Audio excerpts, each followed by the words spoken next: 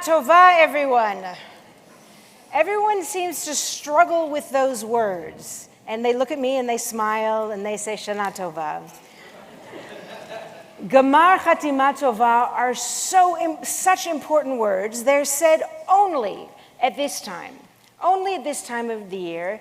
And it reminds us that we're concluding one part of the cycle, right? As we enter into our Yamim Noraim, our days of awe on Rosh Hashanah, we're told that the book of life is opened, and these last 10 days we're supposed to be praying or giving tzedakah or doing righteous acts and making tshuva to be able to get God to change God's mind on our judgment. You know, the jury's still out until tomorrow night at the end of Ne'ilah when the gates close. And so when we say, Gamar Chatima Tova, we say, may you be sealed in the book of life for all the good you do. Now, we're not perfect, we know that. But we do hope that our good outweighs the bad.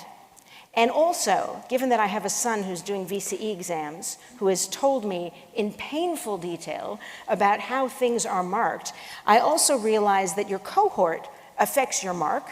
And it's the same thing in Judaism, that our cohort, our Jewish cohort, affects whether or not we're going to be sealed in that book of life or not. So it's not just enough for us to do well, but we hope that everyone around us is doing more good, so the scale is in our balance. That is the important bit. So the other thing I want to say in terms of introductions for today, it's a long service. You're going to pace yourself. There's a lot of standing. If you feel you need to sit down at any point, obviously, feel free to do so. If you need to see a doctor, they're over there. If you have a cell phone or a mobile, yeah, that's true. Or over there. If you have a mobile, please make sure to turn them off, because that's really awkward when they go off on Yom Kippur. So those are just some details. If you have an honor and have not told the Shamashim, let them know and come up here so we can get you. Last thing I want to say. I know that I've moved to Melbourne and everybody wears black all the time. Even on Yom Kippur, I have seen. But this is the thing. I'm gonna pitch it to you. We're gonna see what you guys do tomorrow. It is customary to wear white. I know it doesn't always match our complexion, but that's okay, because we don't care about that on today. But we wear white because today is a day that we really, dafka, don't care. Right? We don't care about what we look like. We don't care about our bodies. We focus on what's the inside. And we try to mimic what the angels look like. And the angels, according to some of our texts, wear white and pure and unblemished, but we look like the angels, and white shows stains really easily. So if you've eaten, we'll know. But the other thing is, the white is something that it reminds us that it's not about what we look like, that we are all equal, we are all even, we are all pure, and we are all, from now until 25 hours from now, to be like the angels and focus on what's on the inside and not on the outside. Last thing I'm going to say before I open this up, many of you have put on your talit already. I said this to you last year. I don't know, I reckon it might take me 3 to 5 years to get you trained the way I want. But that being said, I used to work with a rabbi in Sydney, Rabbi Richard Lampert, Zichrono Livracha, and he used to always take our congregation and had everyone put on the talit together. And I just thought that was such a beautiful thing, because some of us don't always say the prayer, but also it's just a nice thing to do together. So we're going to do the first reading on page 4, then we're going to put on the talit we're going to put on the talit together. So if you haven't already said the blessing and you have the talit on, I'll invite you to do it again, because it's a nice thing. It's the only service where we wear a talit together. Evening service, thank you. On page 4. On this journey, our soul will awaken to itself. We will venture from innocence to sin and back to innocence again. This is a journey from denial to awareness, from self-deception to judgment. We will learn our divine name. We will move from self-hatred to self-forgiveness, from anger to healing, from hard-heartedness to brokenheartedness. This is the journey the soul takes to transform itself and to evolve. The journey from boredom and staleness, from deadness to renewal. It is the journey from little mind to big mind, from confinement in the ego to a sense of ourselves as a part of something larger. It is the journey from isolation to a sense of our intimate connection to all being. Every soul needs to express itself. Every heart needs to crack itself open. Every one of us needs to move from anger to healing, from denial to consciousness, from boredom to renewal. These needs did not arise yesterday. They are among the most ancient of human yearnings, and they are fully expressed in the pageantry and ritual of the days of awe, in the great journey we make between Rosh Hashanah and Yom Kippur. Please rise. We turn to page 6, and we put on our talitot together. We cover ourselves, and we say, Baruch Ata Adonai, Eloheinu melech haolam, asher kitshanu b'mitzvotav vetzivanu lehitatef batzitzit. Thank you. We remain standing for the candle lighting blessing on page 7. And before we light the candles for Yom Kippur, we say, Baruch Ata Adonai, noter b'tochenu chayei olam. You are blessed, Eternal One, who places within us life everlasting. And we recognize this by lighting this memorial candle, a recognition that there are many who are not able to be with us at this sacred moment. You'll find us on page 7. The human spirit is the lamp of God, searching out what lies within us. Guided by the flame of conscience, on this sacred night we search for truth. Shine your light upon us as we strive to serve you. May we find safety in your faithful love. We light the flame of healing and forgiveness. On this atonement night, we give thanks for love. Would you light the first candle?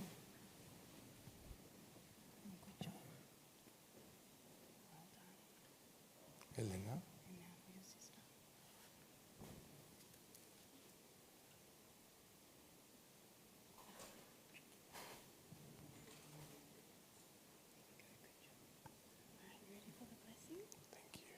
And the bracha. You can hold the microphone. Can we help? We say, Baruch Ata Adonai, Eloheinu melech haolam, asher kiddushanu b'mitzvotav, v'tzivanu להדליק נר של יום הכיפורים. Amen. Baruch Ata Adonai Eloheinu melech haolam sheheyanu v'kiyimanu v'higianu lazman hazeh. Please be seated.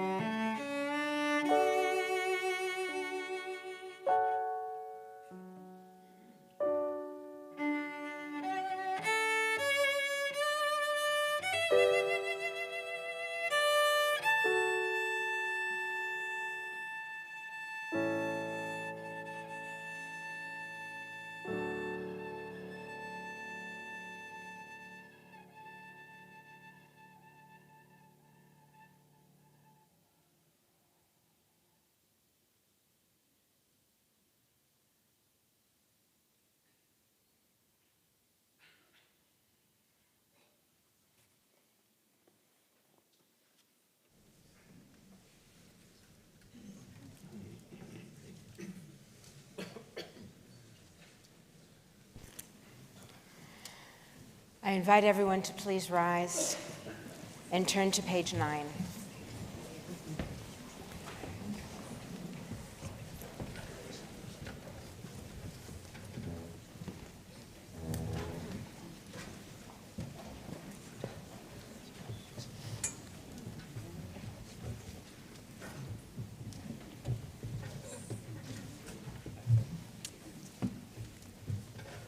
Pat and Max.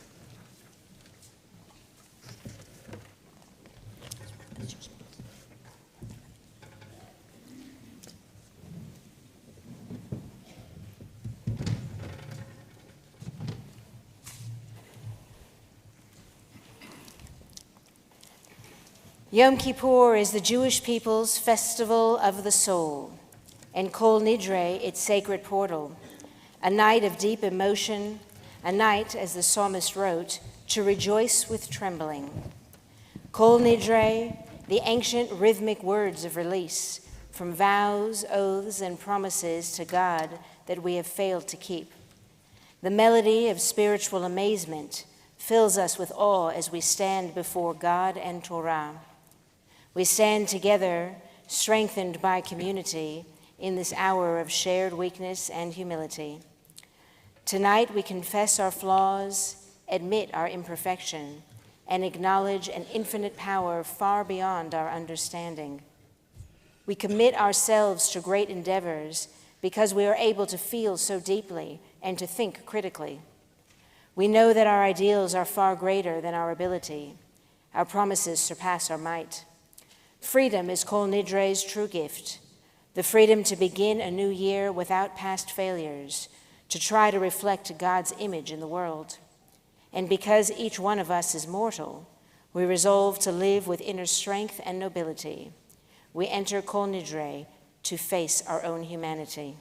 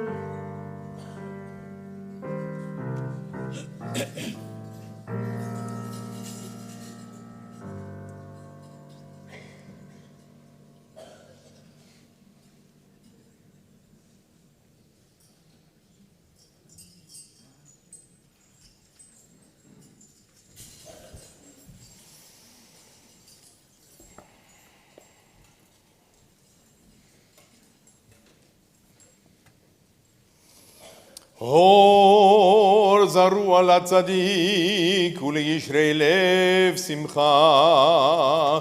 אור זרוע לצדיק ולישרי לב שמחה. אור זרוע לצדיק ולישרי לב שמחה. בישיבה של מעלה וישיבה של מטה, על דעת המקום ועל דעת הקהל, אנו מתירים להתפלל עם עבריינים. בישיבה של מעלה ובישיבה של מטה, על דעת המקום ועל דעת הקהל, אנו מתירים להתפלל עם עבריינים. בישיבה של מעלה ובישיבה של מטה, על דעת המקום ועל דעת הקהל, אנו מתירים להתפלל עם עבריינים. We continue on page 11. In its emphasis on humility, Kol Nidre provides a corrective to the toxic certainties of polarized discourse. What if we approached each other with the humility to recognize that our most confident convictions will always be qualified by the limits of our knowledge and understanding? In its haunting melody and strangely legalistic language, we begin to sense the twilight truth. Our high horses too often stumble, and our soapboxes stand on shaky ground. Kol Nidre grants us the gift of sacred uncertainty, the chance to begin this new year with a sense of what we do not know, rather than a narrow certainty about what we do. It's what Buddhists call beginner's mind. What if every time I were ready to proclaim some self-evident truth, I allowed Kol Nidre to whisper in my ear, "Says who?" Page 12.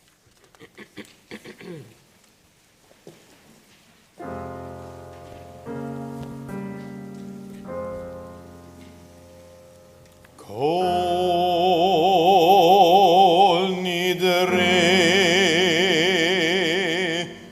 vesare vacharame vekoname vechinuye vechinuse ushevot din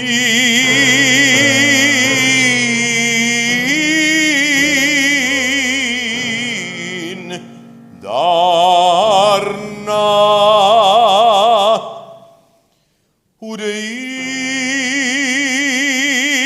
udeish tabana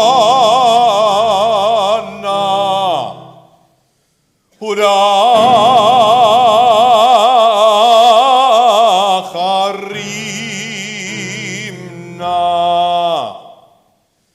veda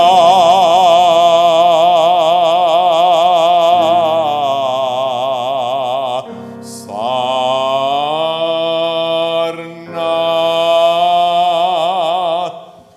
al nafshata na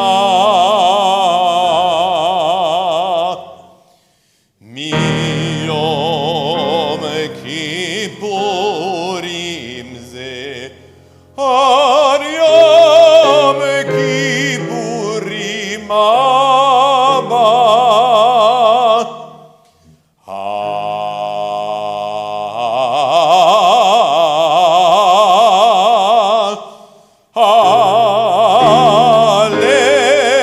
Aleinu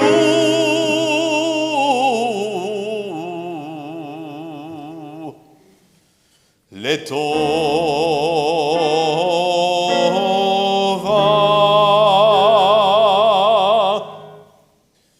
kol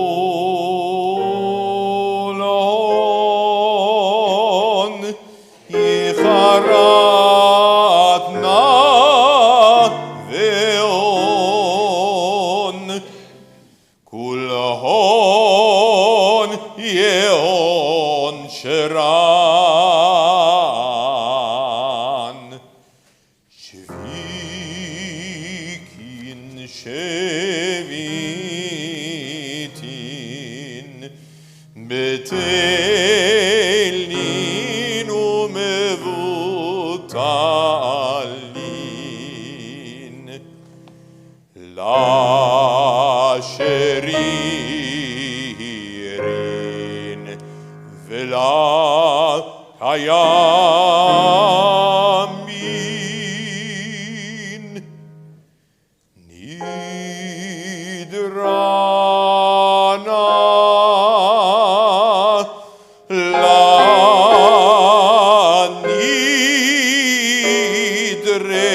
Nidrei Vesarana la esare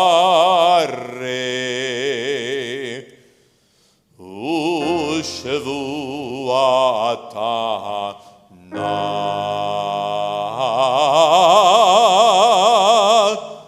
la Shevot.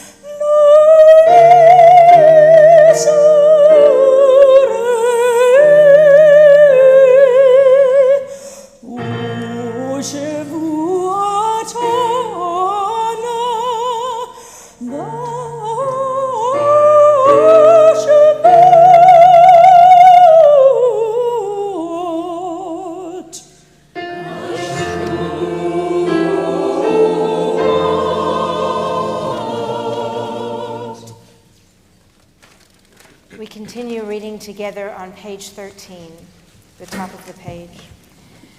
Let our speech be pure and our promises sincere. Let our spoken words, every vow and every oath, be honest and well-intentioned. Let our words cause no pain, bring no harm, and never lead to shame, distrust, or fear.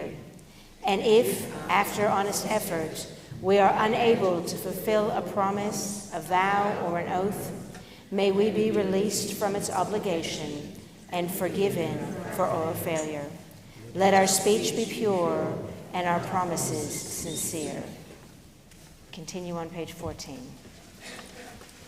Amen.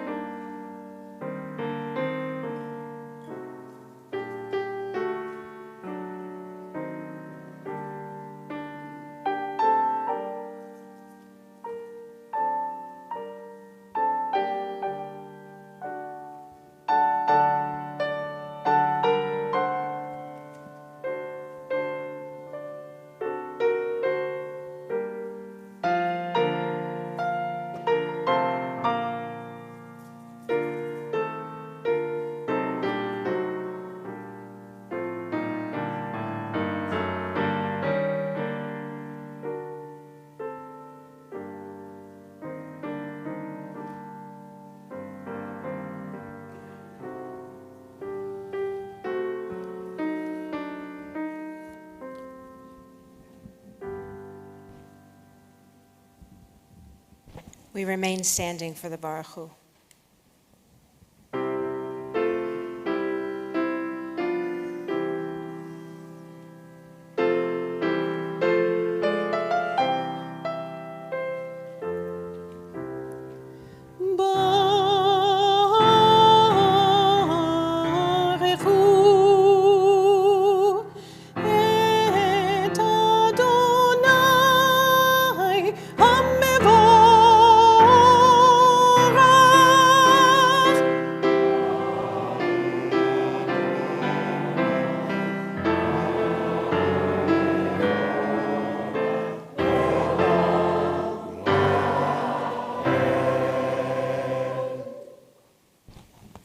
Please be seated.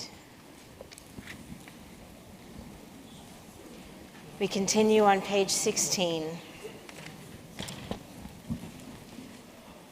Baruch atah Adonai Eloheinu melech haolam asher bidvaro ma'ariv arvim v'chokhmah potech sha'arim uvitvuna mishane itim umachalif et hazmanim umisader et hakochavim v'mishmerotehem barakir ketzono borei yom v'layla goler or mipnei choshech v'choshech mipnei or.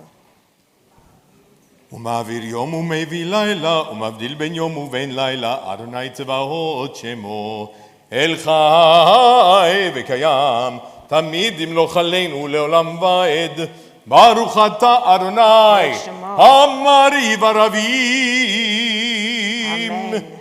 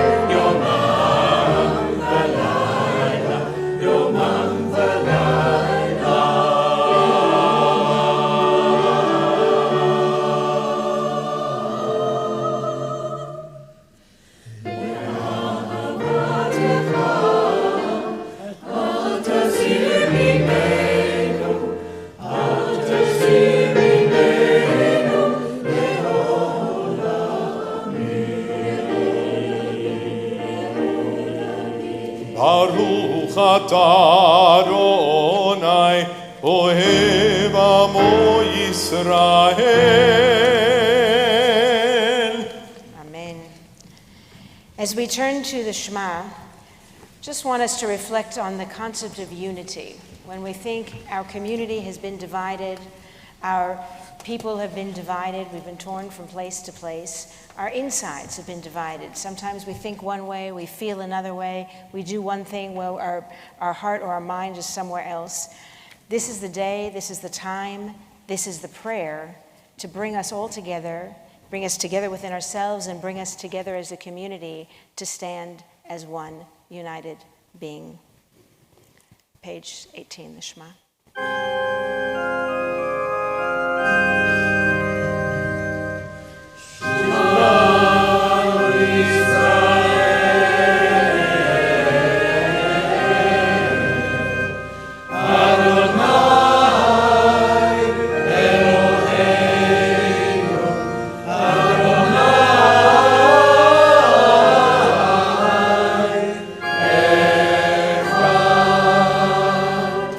Bye.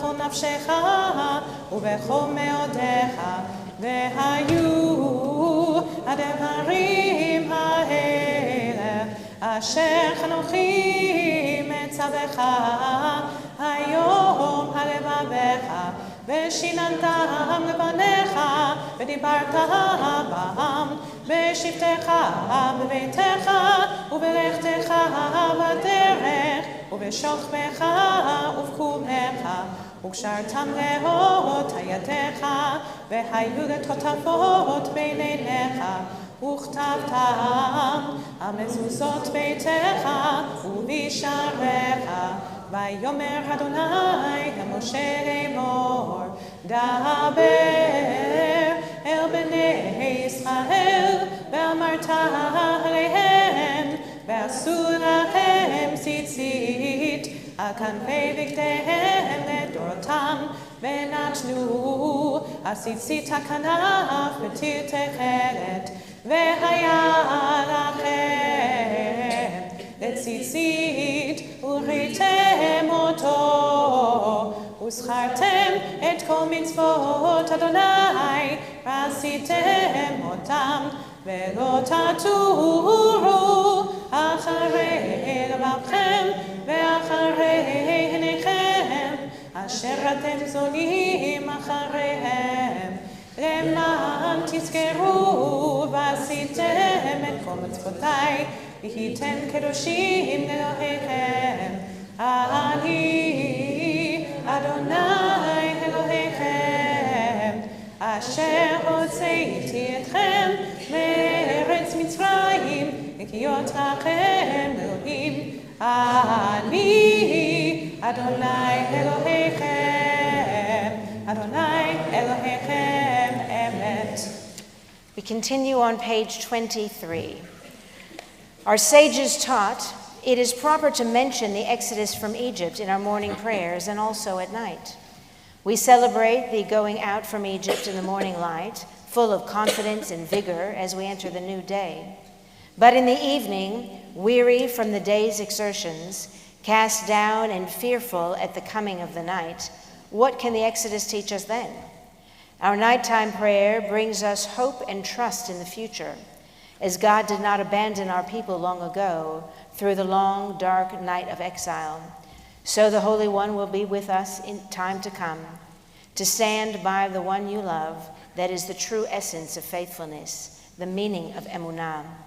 So it is written in the Psalms, to proclaim your kindness in the morning and your faithfulness through the nights. Sing with joy in the mornings of your life, when light surrounds you and the world seems beautiful and good. But in the night of your life, when you dwell in sorrow and the world seems dark, do not despair. We continue with the Michal Mocha in the middle of page 24.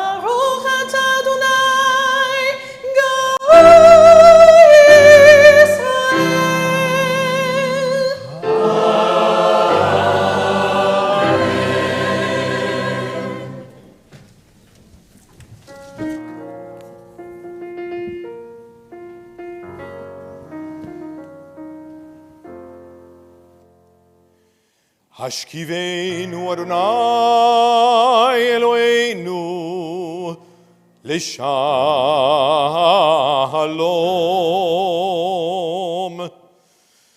והעמידנו מלכנו לחיים, ופרוס עלינו סוכת שלומך, ותקננו בצדו מלפניך, והושיענו למען שמך.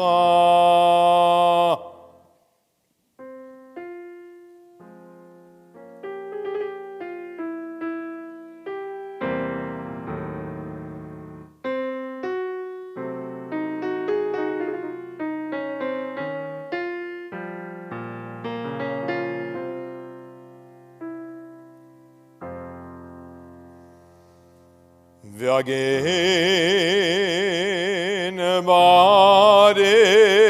בעדנו, והסר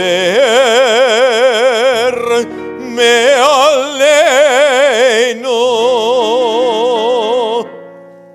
אויב דבר וחרב ורב ויגון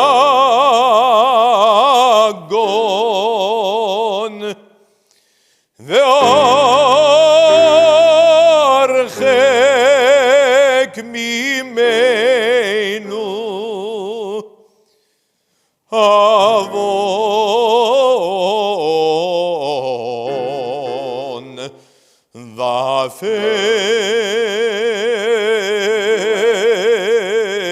ופשע.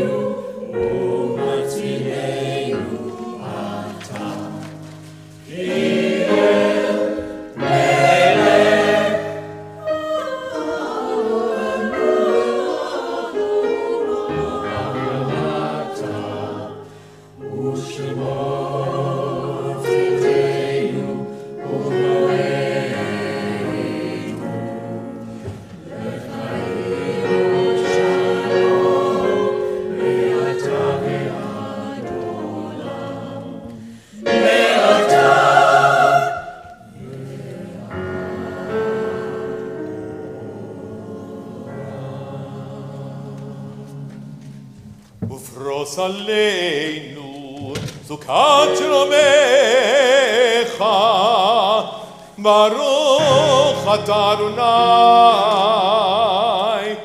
הפורש סוכת שלום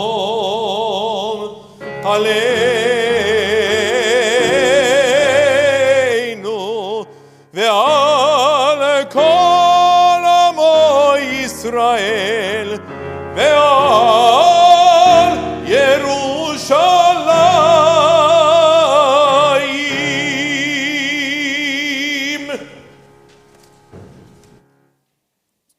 At the bottom of page 26.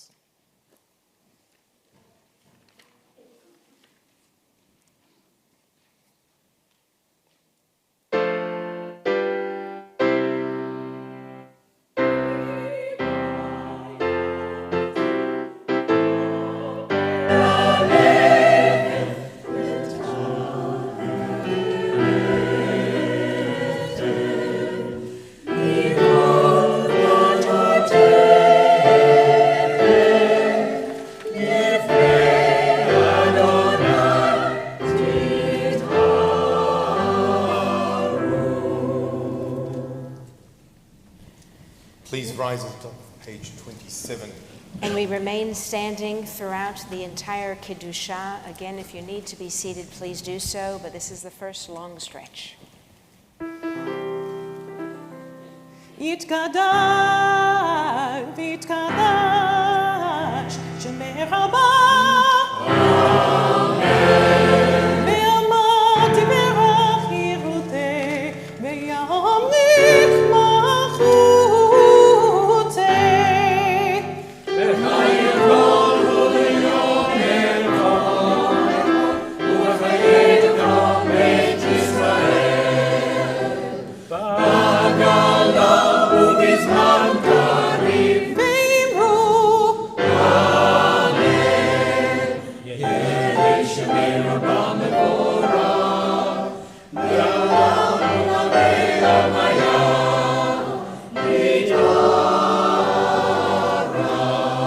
יתברך וישתבח, ויתפאר ויתרומם ויתנשא, ויתהדר ויתעלה ויתהלל, שמי דקודשה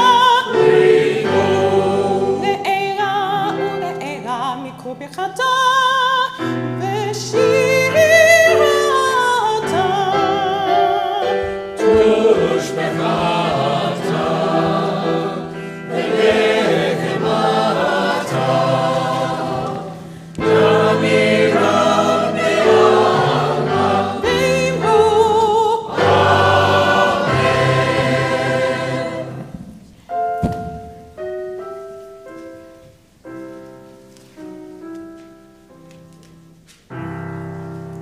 Adonai sefatai tiftach ufiagit tehilatecha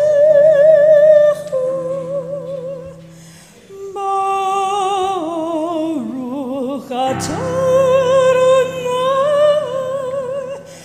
Eloheinu Elohei avoteinu ve'imoteinu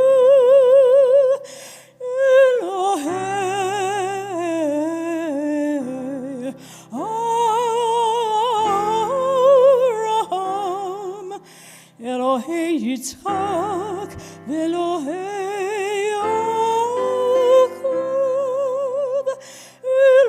Elohei Sarah Elohei Rivka Elohei Rachel Elohei Leah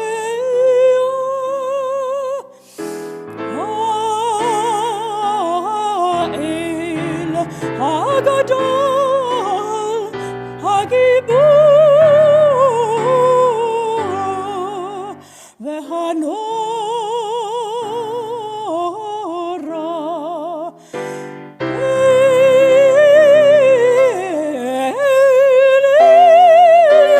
Elyon, Gomel Chasadim,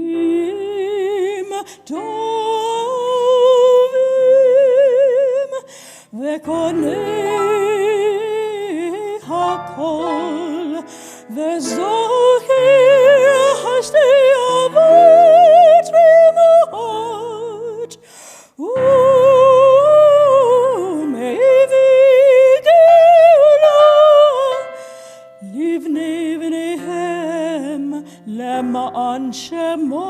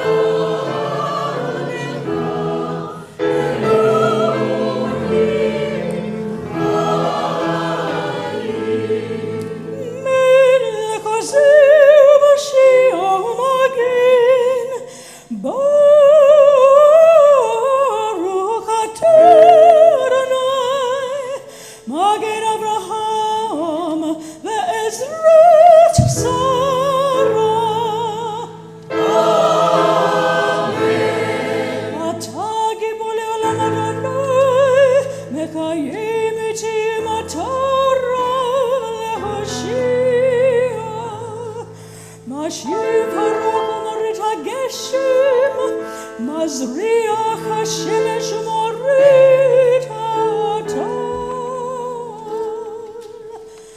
Mechalechel Chaim Bechesed Mechaye Meitim Berachim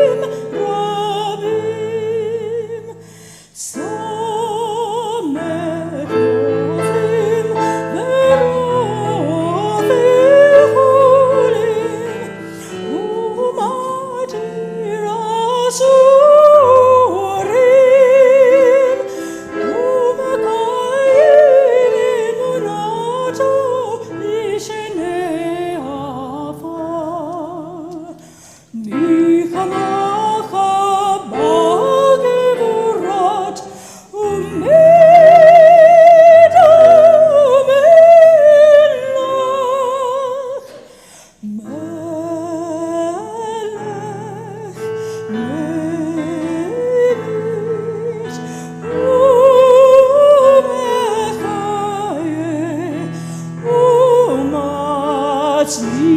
מצליח ישוע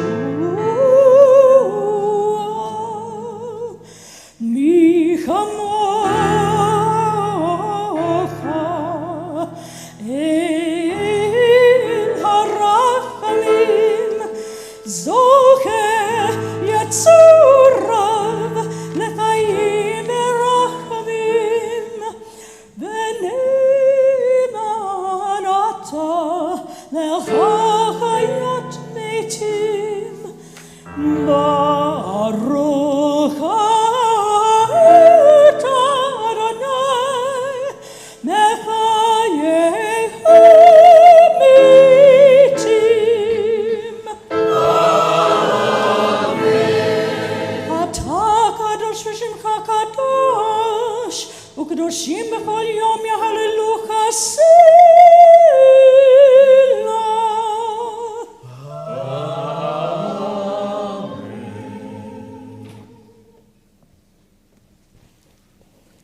On page 32,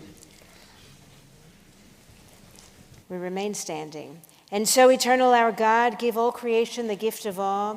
Turn our fear to reverence. Let us be witnesses of wonder, perceiving all nature as a prayer come alive. We bow to the sovereignty of your strength, the primacy of your power. We yearn for connection with all that lives, doing your will with wholeness of heart. Awe-inspiring is your creation, all-encompassing your transcendent name.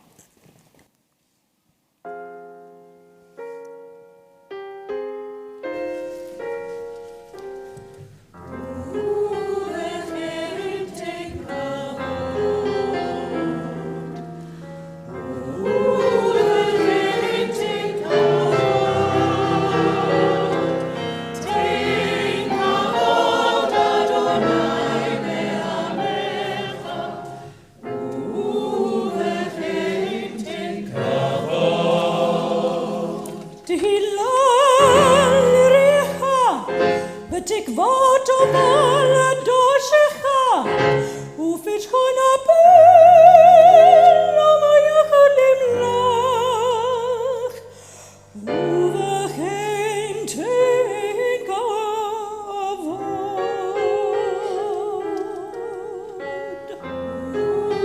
ובכן תן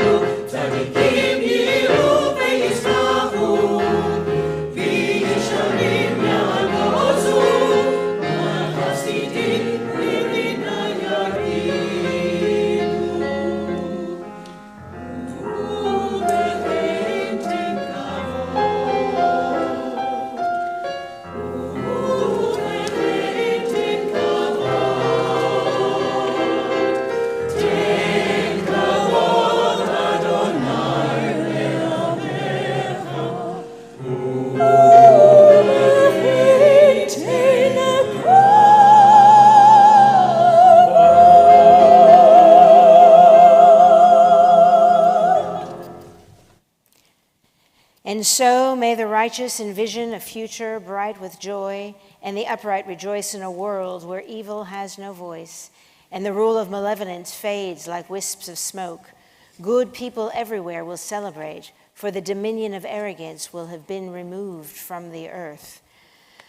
Kadosh ata v'nora shemecha, ve'ein Eloi mi biladecha kakatuv, vayagia Adonai tzvaot umashpit v'ha'el kadosh nikdash b'tzraka. Baruch ata Adonai hamelech hakadosh. Please be seated. We continue in the middle of page 37. Today, the Jewish mission is not diminished. In a world that still cries out for healing, where suffering and narrowness are endemic, to be chosen means to have a special calling to teach that all human beings are children of God, created in God's image, and must be treated as sacred. That Judaism is a small nation is no bar to this task. Many of the nations that have changed the world have been small. The Athens of Socrates and Plato, the England of Queen Elizabeth I and Shakespeare, the America of Washington and Jefferson. I need the Australian one.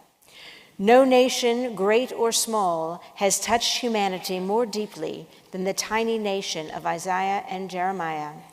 Chosenness is not a privilege to boast of, but a task to be undertaken.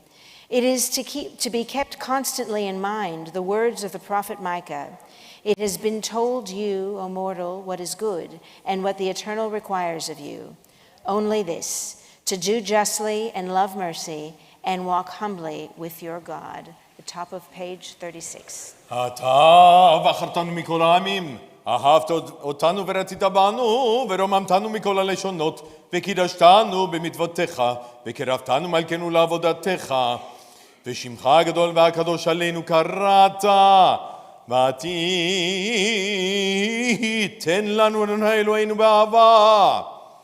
את יום הכיפורים הזה למחילה ולסליחה ולכפרה, ולמחול בו את כל עוונותינו מקראי קודש, זכר ליציאת מצרים.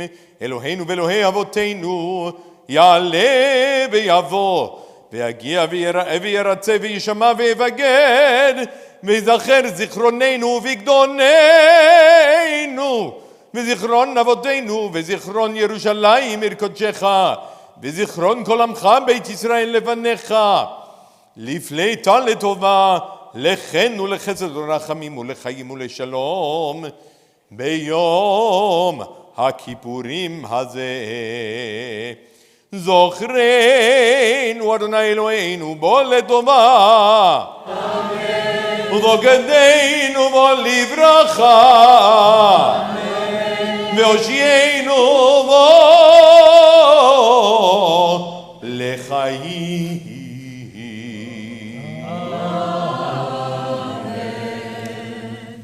Eternal our God, remember us for well-being. Visit us with blessing. Help us to a fuller life. Together we read, favor us with words of deliverance and mercy. Show us the depth of your care.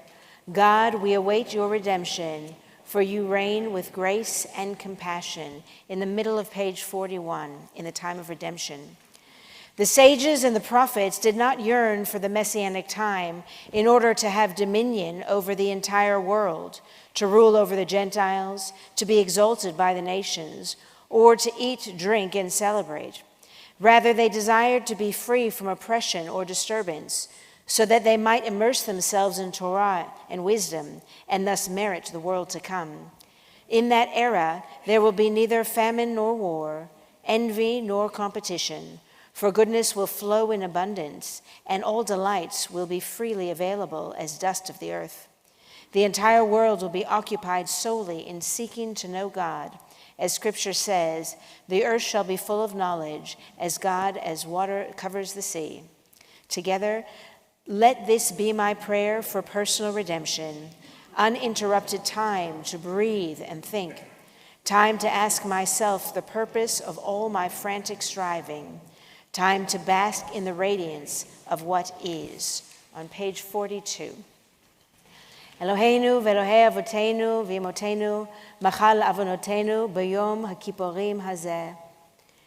Together, our God and God of our ancestors, pardon our failings on this day of atonement, erase our misdeeds, see beyond our defiance, For Isaiah said in your name, it is I alone, who wipe away your defiant acts. This is my essence. I shall pay no heed to your errors. And the prophet said, as a cloud fades away, as mist dissolves into air, so your wrongs and mistakes shall be gone. I will wipe them away. Come back to me, that I may redeem you. As you said to Moses, for on this day of atonement shall be made for you to purify you from all your wrongs, and pure you shall be in the presence of God. Eloheinu ve'Elohei avotenu ve'imotenu, kadshenu b'mitzvotecha v'ten chalkenu b'toratecha, sab'enu mituvecha v'samchenu b'yeshuatecha, v'taher libenu le'ovdecha be'emet, ki ata solchon liYisrael, u'machalan l'shvitei yeshurun, b'chol dor vador, u'ma'abelatecha, ein lanu melech mochel v'soleach ele ata. Baruch ata Adonai, melech mochel v'soleach la'avonotenu, u'la'avonot amo beit Yisrael, u'ma'avir ashmotenu b'chol shana v'shana, melech al kol ha'aretz, mekadesh Yisrael v'yom hazikaron. Page 45. On this night of atonement, grant us, God, a sense of your presence as we call upon your name. Speak your hopeful message to each yearning heart and answer the worthy petitions of each searching soul. Purify and strengthen our noble strivings and cleanse us of all of our unworthy desires. Join us together in fellowship and in love, and grant us the joy which comes from enriching others' lives. Help us to be loyal to the heritage we share. Draw us near to Torah in wisdom and faith. Strengthen our devotion to our people everywhere. Keep alive our faith in righteousness and truth. Bless us with hopes to uplift our daily lives, and keep steadfast our courage and our resolve at all times. On this day of atonement, help us, God, to be worthy of your presence as we call upon your name. We continue on page 46.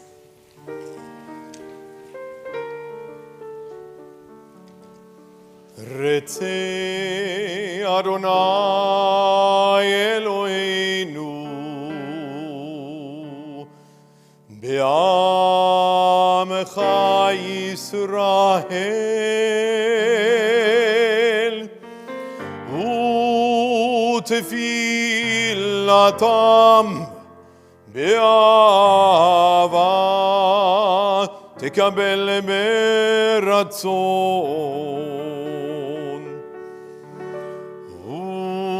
u'tehile ratzon tamir avodat Yisrael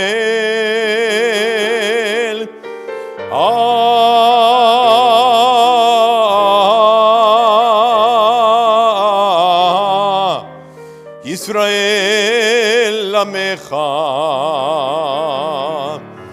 El Karov Lechol Korav B'nei Lavadecha V'choneinu Shefoch Ruchacha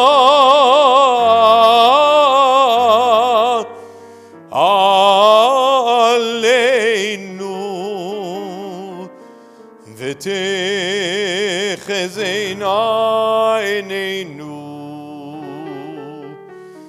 בשובך לציון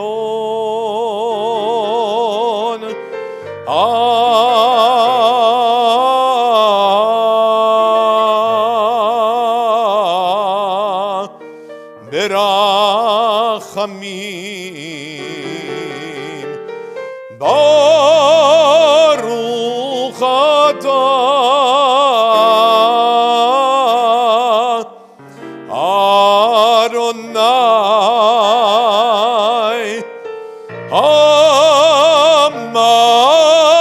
המחזיר שכינתו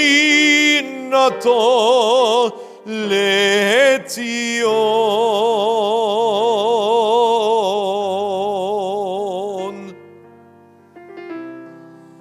לציון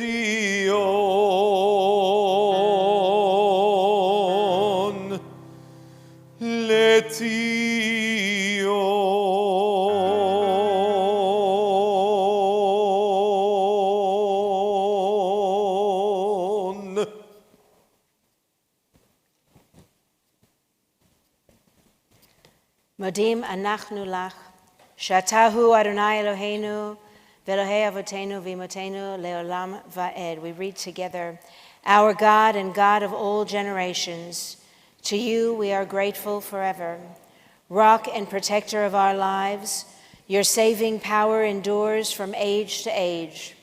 We thank you and tell the tale of your praise, your power in our lives, your caring for our souls, the constant miracle of your kindness. Evening, morning, and noon, we call you goodness, for your compassion never ends. We call you mercy, for your love has no limit. We call you hope, now and for all times.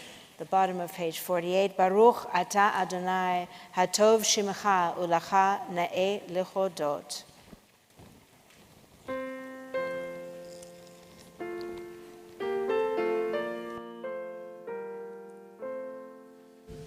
Shalom Rav Al Yisrael Amcha Tasim Leolam.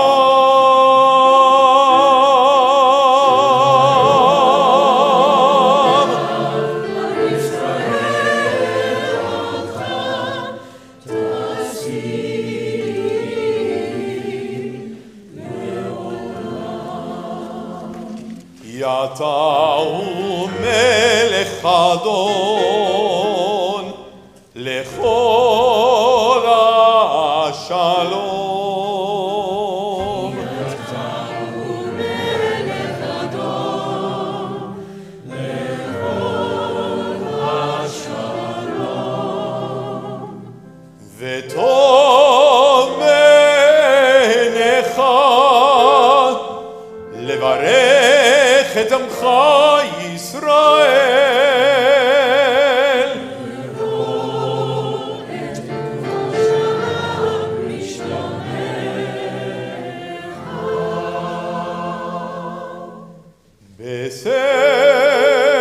Besefer Chaim beracha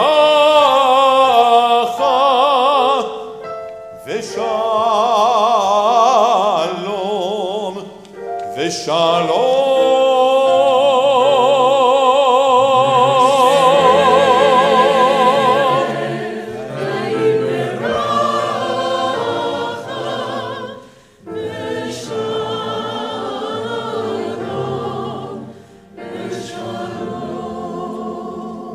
Ufarnasa tova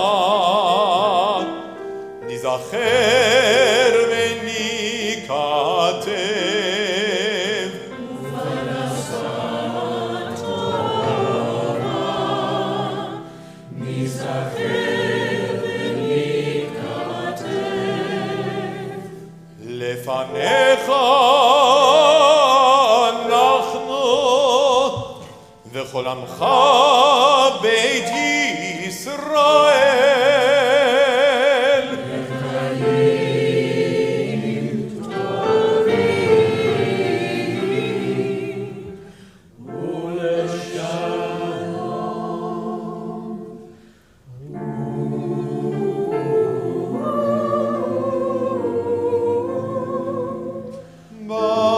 ברוך אתה אדוני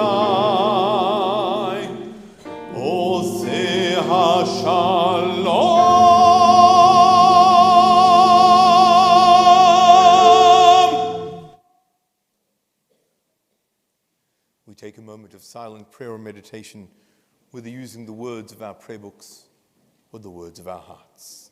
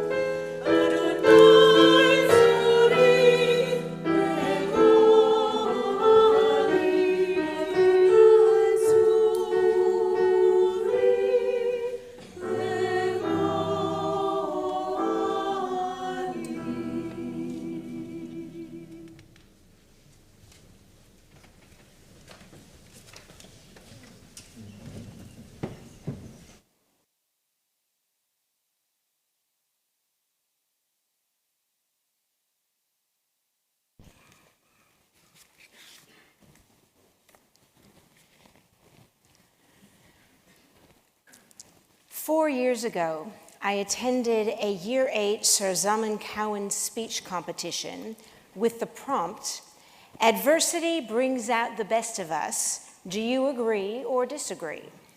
One student's response particularly challenged me. She argued, adversity used to be something that strengthened character and humbled egos. But in recent times, what was once created to craft thicker skin and more resilience in people has now become an excuse to resign yourself to a victim for the rest of your life. She challenged us to consider whether what we call support actually sometimes weakens resilience, leaving people unprepared for reality. She criticized parents and schools for coddling children and not properly differentiating between those with serious disabilities and those who were simply struggling with their discomfort. This out of the mouth of a 14-year-old. I've thought about her message often over the past year as I've heard stories of families and friendships strained or severed, Jews who were criticizing, boycotting, or avoiding shul because of others who might be present. I began to wonder if these seemingly irreconcilable differences were actually manifestations of our struggle to sit with discomfort. I wondered how we differentiate between avoiding serious threats and simply avoiding feeling uncomfortable. So sit back, hold on, as I ask you to join me in this uncomfortable space. Not physical discomfort. I will try to make this shorter than my Rosh Hashanah sermon. It is, I promise. But the emotional and spiritual discomfort of staying present when avoidance would be easier. After all, today is Yom Kippur. It's the day all about sitting in discomfort. Our 5 inui nefesh, our afflictions of our souls, deprive us of those things that sustain us. No eating or drinking, no bathing. Things that make us feel good about ourselves, no anointing oneself with perfume or lotion or makeup. Things that separate us from others, no wearing leather shoes. And things that connect us to others, no intimate contact. All these things on the most sacred day of our year are intentionally designed to make us uncomfortable. For it is only by sitting with this discomfort that we can enter the new year with greater resilience, reminding us that we can cope with the uncomfortable realities that life will undoubtedly throw at us. Yom Kippur reminds us that we need to take time without distractions and to sit with what we'd rather avoid. In this space, we can determine which parts of ourselves and our lives we need to just accept and which parts we must change. The one thing Yom Kippur does not allow us to do is to avoid those parts we don't like. Our brains, however, are wired to escape discomfort. Fight, flight, or freeze is our instinctual response to fear or pain. Sometimes we fight it with anger or blame. Sometimes we withdraw, feeling anxious, sad, or helpless. Other times we just feel overwhelmed. We freeze and struggle to figure out how to respond. But most often, we avoid. Seriously, who wants to be uncomfortable? Sometimes avoidance is an appropriate strategy, like resting a broken foot. Other times, avoidance only prolongs the pain, when pushing through the discomfort is necessary for healing, like walking on a sprained ankle. The same is true with conflict. Avoiding uncomfortable situations is appropriate when engagement would most likely result in causing further harm. However, avoiding some conflicts could be more problematic, further prolonging and exacerbating the pain and discomfort.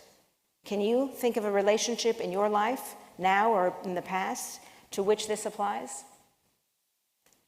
If we take time to really think about our enduring conflicts and what really makes us uncomfortable or upset, chances are we will find that feeling unsupported, misunderstood, betrayed, taken advantage of, or not being accepted as right can be pretty strong triggers.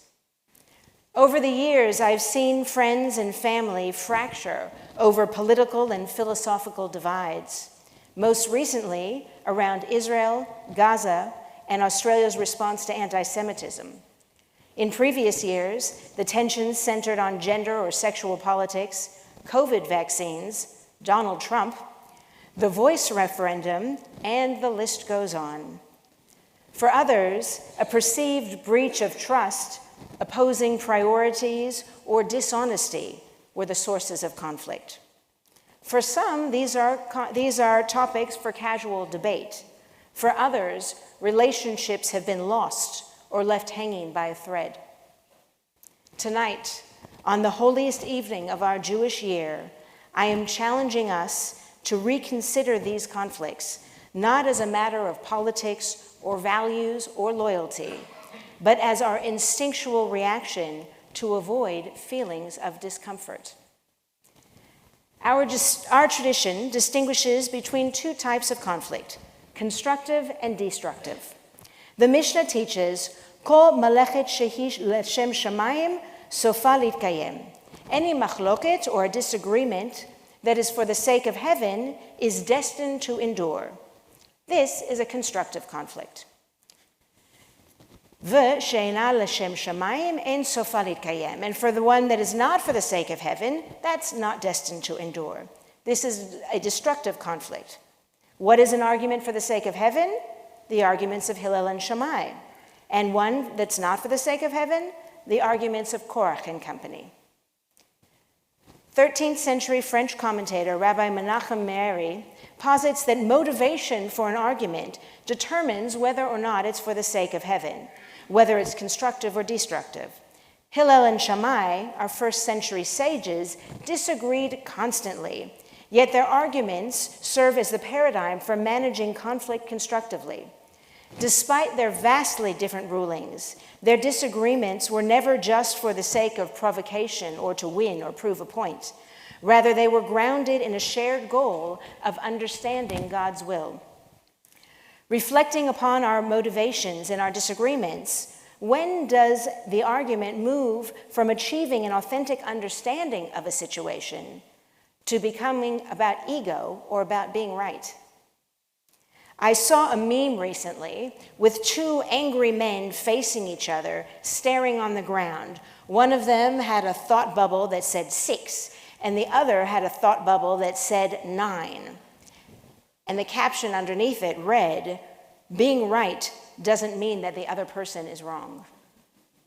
Hillel and Shammai understood this fundamental truth. The Talmud takes this idea further, stating that despite a 3-year disagreement between the disciples of Hillel and the disciples of Shammai, God proclaimed, "Elu ve'elu devarim chayim." These and those are both the words of the living God. From this, we learn that opposing views can each reflect divine will. It was never about right versus wrong. Although acknowledging the position of the other, Hillel and Shammai never compromised their own values. They ultimately recognized that what was doing right, fair, and just requires both perspectives to be heard, acknowledged, and treated as truth. However, the Talmud does choose a side, favoring Hillel. Why? Because Hillel's disciples were described as kind and humble. They studied both Hillel and Shammai's rulings, and when explaining their ruling, they would often share the ruling of the other before their own. From this, we learn that kindness and humility, we learn the need for kindness and humility, and the importance of understanding all sides when approaching others with disagreements. Note well, understanding is not the same thing as agreeing. But through the process of listening and learning from the other, our position is enhanced by reaffirming, expanding, or altering our opinions. Either way, we come out stronger, reduce feelings of discomfort, and affirm the deep human need to be understood for both of us. A machlochet l'shem shamayim, a disagreement for the sake of heaven, provides the opportunity for humanization, for seeing the image of God in the other, enabling our deepest humanity to be affirmed, for no person is exactly like the other. How often do we make the effort to see the divine or even the humanity in the person with whom we disagree? So, what is a machloket she'ena l'shem shamayim, a disagreement that's not for the sake of heaven? The Mishnah points to Korach's rebellion against Moses and Aaron as the paradigm for destructive conflict. Rabbi Meiri explains that Korach's challenge was driven by jealousy and a thirst for power, not by a pursuit of the truth. In other words, when disagreement serves for personal gain or ego, rather than for the greater good, it ceases to be for the sake of heaven. Such conflicts undermine fairness and justice and corrode relationships. In these cases, it is prudent to ask, is being right more important than the relationship, or is the relationship more important than being right, or proving oneself to be right? Which is the greater source of discomfort? The opposite is also worth considering. Is proving another wrong more important than maintaining human dignity, or is human dignity more important than proving someone wrong? Where or when does ego blind conscience? What is at stake, and what is the source of the discomfort? In short, we learned that when conflict is destructive, avoidance may be wise. But if a conflict can be constructive, avoidance only deepens the wound. How then do we engage constructively? Luckily, our tradition has tools. First, the Mishnah teaches that we must find peace within ourselves before we can pursue peace with others. Peace within ourselves begins with awareness. Now I know, and now the office does too, that when I have not slept well, I'm feeling ill or particularly stressed, my resilience is down. My ability to cope and respond is hindered, and I lapse into reaction mode. I know I am not alone, but awareness is only the first step. We all have different techniques to calm ourselves down, center ourselves, and be open to conversation, dialogue, or even disagreement. If we're not in that place, it's not the right time to engage in the conversation. It won't go well. We must build our resilience and find calm within before working towards peace with another. Relieving our internal discomfort goes a long way towards reducing discomfort during conflict. Second, once we're ready to engage with another, we must listen. Rabbi Jonathan Sachs wrote, "Judaism is a religion of listening, not seeing. Listening is the sacred task. The most famous command in Judaism is Shema Israel, listen, Israel. It takes training, focus, and the ability to create silence in the soul to learn how to listen, whether to God or to a fellow human being. Listening alone bridges the abyss between soul and soul, self and other, I and the divine. Jewish spirituality is the art of listening. Listening involves opening ourselves up to receive the senses. If we listen for the sake of rebutting an argument, we're not really listening. If we're truly open to receiving what another is giving us, we are listening to our voices. If we are not truly open to receiving what another is saying, then we're not listening. We're only listening to the voices arguing in our own head. Likewise, if we listen to people with whom we disagree or agree, we are not fully listening.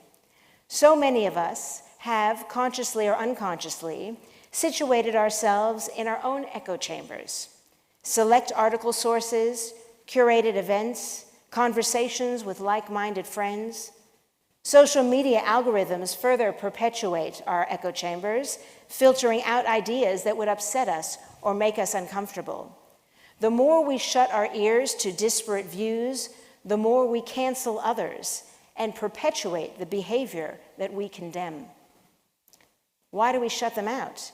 because somewhere deep down, we feel so threatened that we want to either remove ourselves or remove others with whom we disagree. I remind us to differentiate between destructive disagreements that are helpful to avoid and constructive disagreements where listening is necessary to move forward. True listening requires compassion. During the high holiday services, we will soon listen to the cantor chant Shema Kolenu, which says, "Listen to our voice, Adonai our God. You listen with compassion," reminding us to listen with compassion and without judgment to the pleas or positions of another. True listening requires empathy.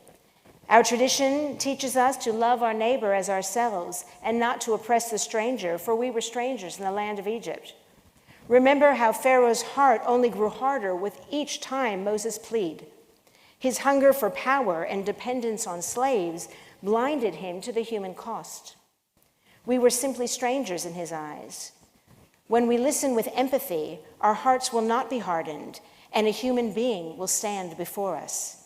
If we approach another with an open heart, their heart is more likely to be open to ours. Empathy creates the pathway for identifying common ground and shared values. Then we become more open to hearing alternative ways of expressing and actualizing those values. Difference can become complementary rather than oppositional. True listening requires curiosity. Our tradition teaches that there are Sheva Panim LaTorah, 70 faces of the Torah, 70 ways to understand every word, letter, and phrase in the Torah. The more we learn, the more we understand, and no one person can ever access all 70 ways alone. The more we understand from others, the more we grow. As written in Pirkei Avot, Ezehu Acham, Mi shelomed lekol adam, who is wise, one who learns for all people. Thirdly, we enter into conversation with humility, knowing that each person was created b'tselem Elohim, in the image of God, that we are all equal in God's eyes. There's a midrash that teaches that just as there were 600,000 Jews at Sinai, there are 600,000 letters in the Torah.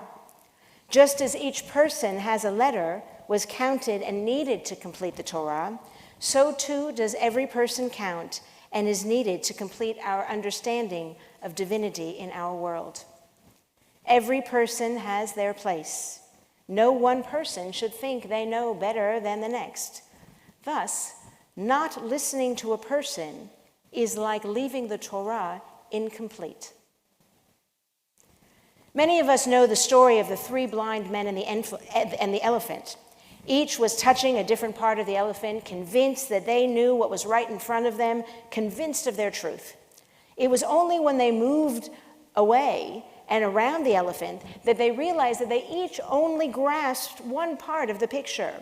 Only together would they begin to understand the whole. Which brings me to the 4th point, the Jewish principle of dan lekaf zakut, give a person the benefit of the doubt. The Mishnah teaches, Va'al tadin et chaverecha al shetagia limkomo. Don't judge another person until you have reached their place. To prove ourselves right, we often dismiss opposing views by imposing our own assumptions onto the motivations of others. A person didn't call because they didn't care about us enough. We didn't get promoted or get the mark we wanted on our exam because we weren't good enough. All people who advocate for the end of suffering in Gaza are anti-Zionist or anti-Semitic. Maybe a person didn't call because they were unwell. Maybe we didn't get promoted because another person applied for the job 3 times before and it was their turn. Maybe we didn't get the mark we wanted because it was a crazy hard exam, and maybe we just had a bad exam day. Maybe a person can advocate for Israel's right for self-determination and Israel's right to defend herself and recognize that there are innocent people suffering in Gaza. Give the person the benefit of the doubt. However, there are times to walk away. When conflict is about ego, power, or debasement, disengaging is the healthiest response. But when the conflict is for the sake of heaven, for the sake of broadening understanding, retaining the relationship, or pursuing justice and a greater good, then staying, listening, and wrestling is worth the discomfort. The common goal would not be to agree, but to be heard, respected, understood, and increase one's own understanding, like Hillel and Shammai, to find a way forward together.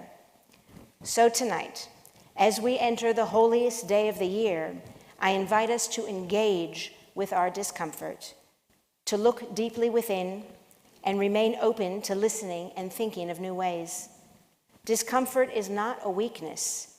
It is often the first step towards healing, growth, and building peace. Tonight, let us ask ourselves, are the current conflicts in our lives constructive or destructive? Do we find a sense of inner calm before engaging? Do we listen with compassion, empathy, and curiosity? Do we speak with humility? Are we prioritizing relationships over being right? This process is not designed to be easy. This is why the Yamim Noraim, these days of awe and days of dread, are what they are. But ultimately, if we are to engage in a machlochet l'shem shamayim, that discomfort is an opportunity to build resilience, foster curiosity, develop mutual respect, and strengthen relationships. Ken yehi ratzon. May this be God's will.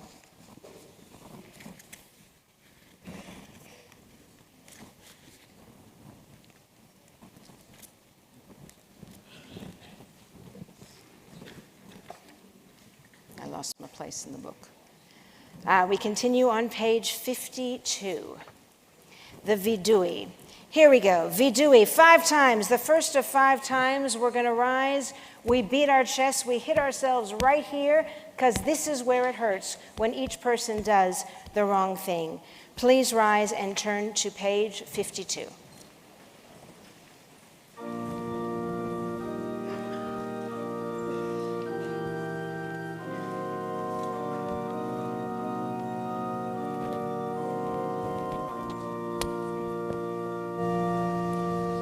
Eloheinu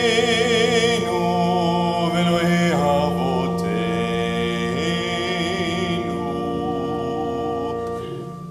tavo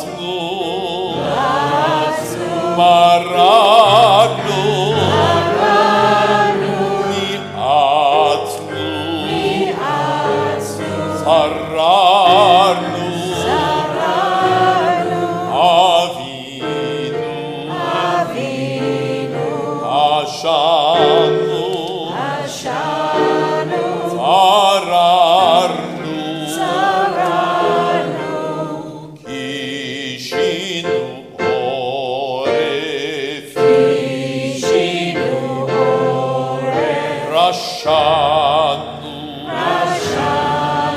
שחטנו, תיעבנו, היינו, תיתנו.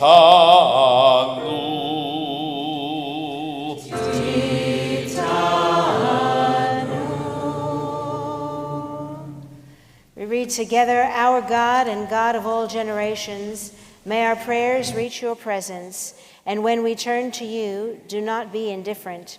Eternal One, we are not so arrogant and stubborn that we claim to be blameless and free of sin. In truth, we have stumbled and strayed. We have done wrong. Of these wrongs, we are guilty. We betray, we steal, we scorn, we act perversely. We are cruel, we scheme, we are violent, we slander. We devise evil, we lie, we ridicule, we disobey. We abuse, we defy, we corrupt, we commit crimes. We are hostile, we are stubborn, we are immoral, we kill, we spoil, we go astray, we lead others astray. The bottom of page 53. You know the secrets of the universe and the secrets of the human heart, and you understand us, for you examine our inner lives. Nothing is concealed from you, nothing hidden from your sight. Eternal One, our God and God of our ancestors, we pray that this will be your will. Forgive all our wrongs, pardon us for every act of injustice, help us atone for all our moral failures. On page 55. על חטא שחטאנו לבניך בזדון ובשגגה, ועל חטא שחטאנו לבניך בדיבור פה. For the ways we have wronged you deliberately and by mistake, for the harm we have caused in your world through the words of our mouths. על חטא שחטאנו לבניך באימוץ הלב, ועל חטא שחטאנו לבניך בטיפשות פה.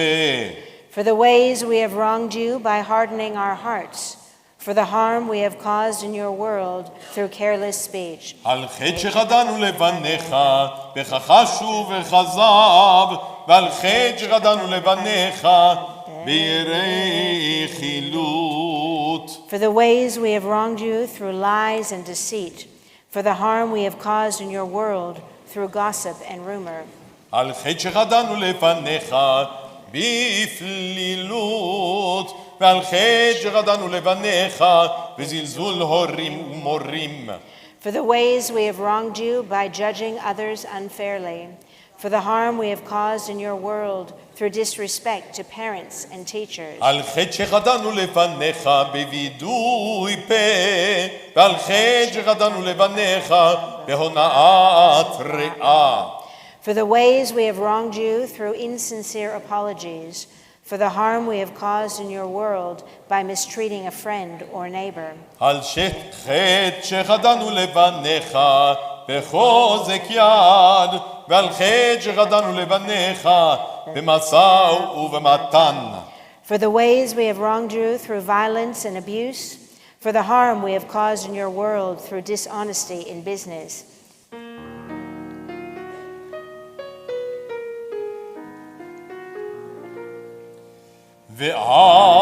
ועל כולם אלוה סליחות. סלח לנו וחלנו, כפר לנו.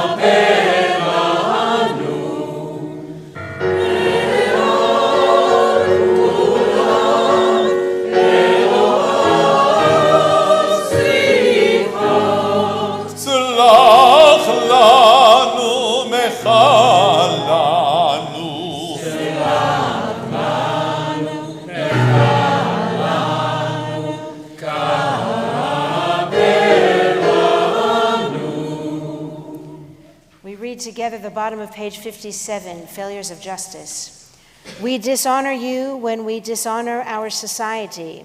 For our failures of justice, O God, we seek forgiveness. For being indifferent to deprivation and hunger, while accepting a culture of self-indulgence and greed. For abuse of power in boardrooms, courtrooms, and classrooms, and for accepting the neglect of children and elders, the ill and the weak. For permitting social inequities to prevail, and for lacking the vision to transcend our selfishness. For glorifying violence and turning hastily to war, and for allowing history to repeat itself. For behaviors that risk the future of our planet, and for wreaking havoc on our only true inheritance, God's creation. For all these wrongs, O God of forgiveness, forgive us, pardon us, and lead us to atonement. על חטא שחטאנו לפניך בגלוי ובסתר, ועל חטא שחטאנו לפניך בפריקת עול. For the ways we have wronged you openly and secretly, for the harm we have caused in your world by losing self-control. על חטא שחטאנו לפניך בגילוי עריות, ועל חטא שחטאנו לפניך במאכל ובמשתה. For the ways we have wronged you through sexual immorality, for the harm we have caused in your world through consumption of food and drink. על חטא שחטאנו לפניך ביצר הרע, ועל חטא שחטאנו לפניך בנשך ובמרבית. For the ways we have wronged you by giving into our hostile impulses, for the harm we have caused in your world through greed and exploitation. על חטא שחטאנו לפניך בלצון, ועל חטא שחטאנו לפניך בנטיית גרון. For the ways we have wronged you through cynicism and scorn, for the harm we have caused in your world through arrogant behavior. על חטא שחטאנו לפניך בשנאת חינם, ועל חטא שחטאנו לפניך בטומאת שפתיים.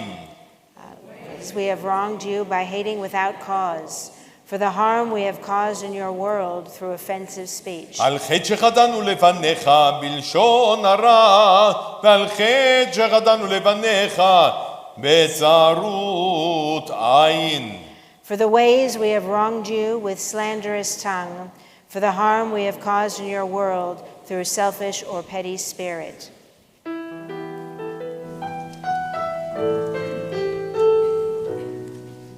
ועל כולם אלו הסליחות. סלח לנו, נחלנו, כפר לנו. ועל כולם אלו הסליחות. סלח לנו, מחל לנו. סלח לנו, מחל לנו, כפר לנו. The bottom of page 59. Who among us is blameless? Who shall say, I have not erred, I have not wronged or sinned? We read together.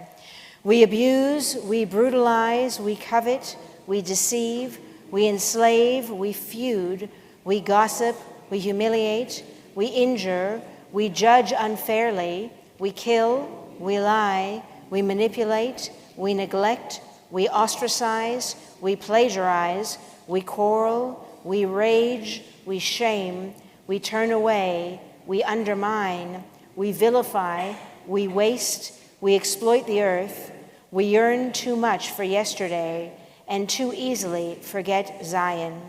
Our sins are an alphabet of woe. Help us, Holy One, to follow your ways of integrity, justice, and love. Teach us to seek forgiveness with humility and an open heart. For all these wrongs, O God of forgiveness, pardon us and lead us to atonement. Please be seated.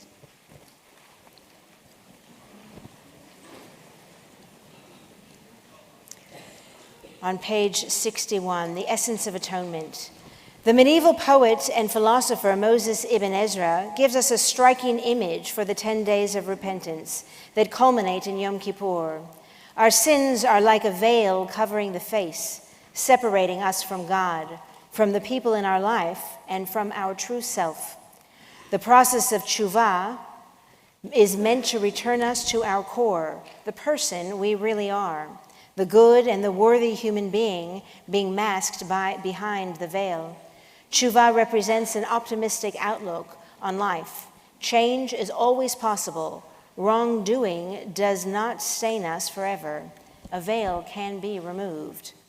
Vidui, the act of confession, represents our movement towards God. Self-disclosure precedes the seeking of forgiveness. We can picture it as a ritualized dance. First, we take small steps, a short confession, then, feeling more confident, we immerse ourselves in a powerful piece of worship, the long confession, the al-chetz. During these confessions, some worshipers strike their chest in a rhythm to the chant, so that, like a dance, the prayer is felt physically as well as emotionally. Vidui leads to a series of pleas for reconciliation with God. The prayers called slichot, songs of forgiveness. They are grounded in 2 verses of Torah known as the 13 attributes of God. Adonai, Adonai, God compassionate, gracious, endlessly patient, loving and true, showing mercy to the 1000th generation, forgiving evil, defiance, and wrongdoing, and granting pardon. In an astonishing midrash, the Talmudic sage Rabbi Yochanan imagined God majestically robed in a talit, teaching Moses the order of the prayers, saying to him, "Whenever Israel misses the mark, let them read the 13 attributes in my presence, and I will forgive them." This portrait of an intimate relationship with God conveys the spiritual promise of the songs of forgiveness, for this is the moment when the veil is lifted from our faces and we no longer hide from our Maker. This is the precious moment when we reveal our true selves and renew our relationship with the one who makes us whole.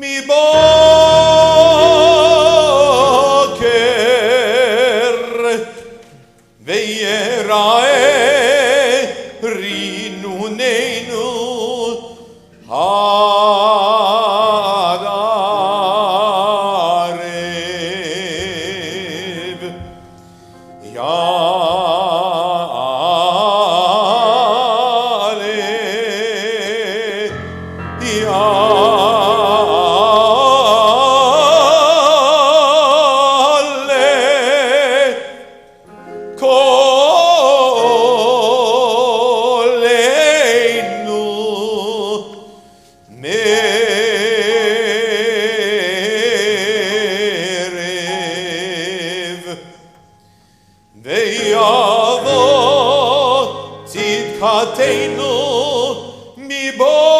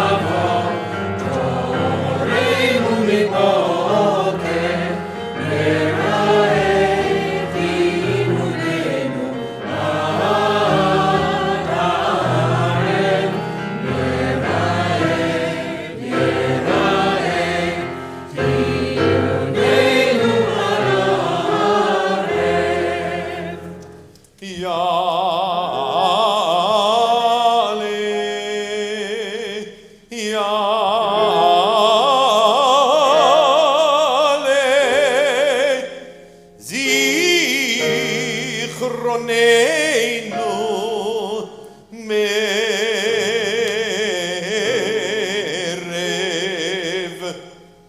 ויבוא ויהודנו מבוקר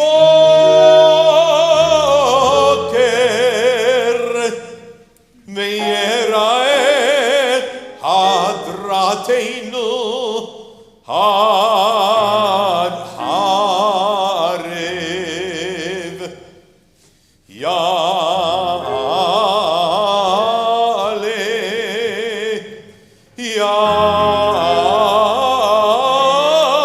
יעלה דופקנו מערב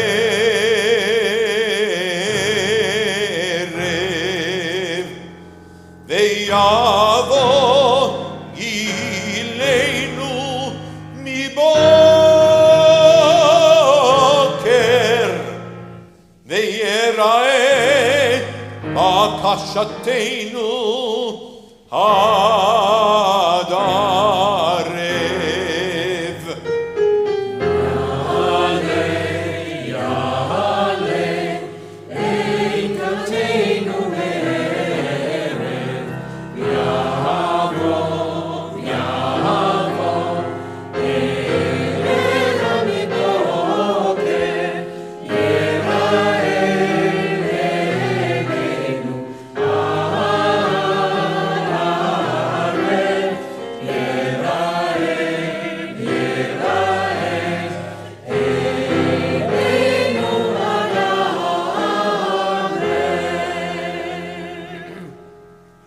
All day our praise is before you.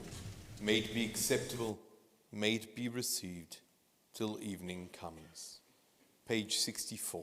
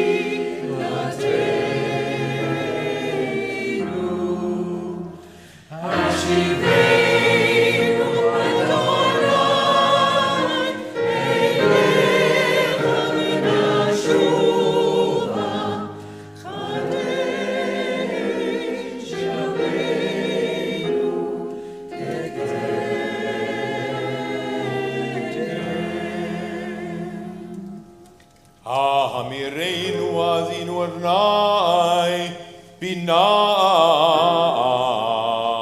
hagigenu ilul radzonim reifinu vehegion libenu levanecha Adonai tzurreinu vegolar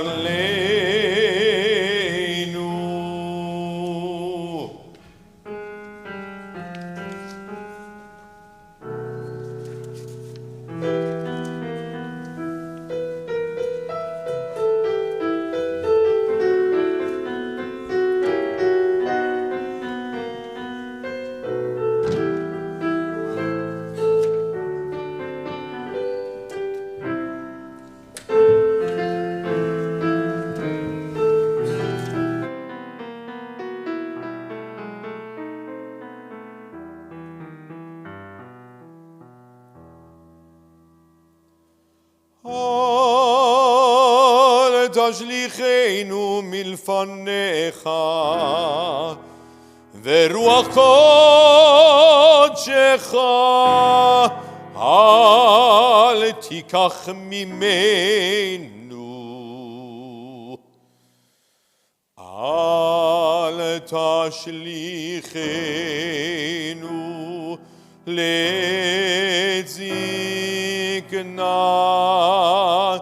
ככלות כל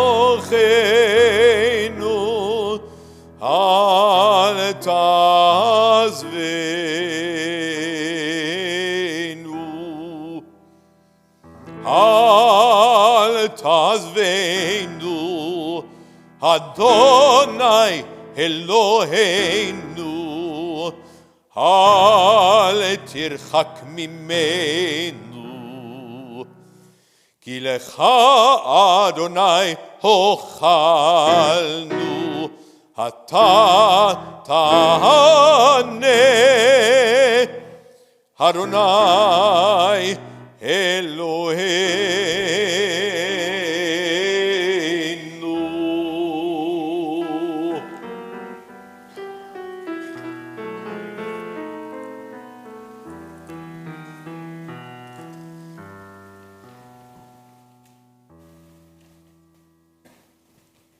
Please rise and turn to page 66.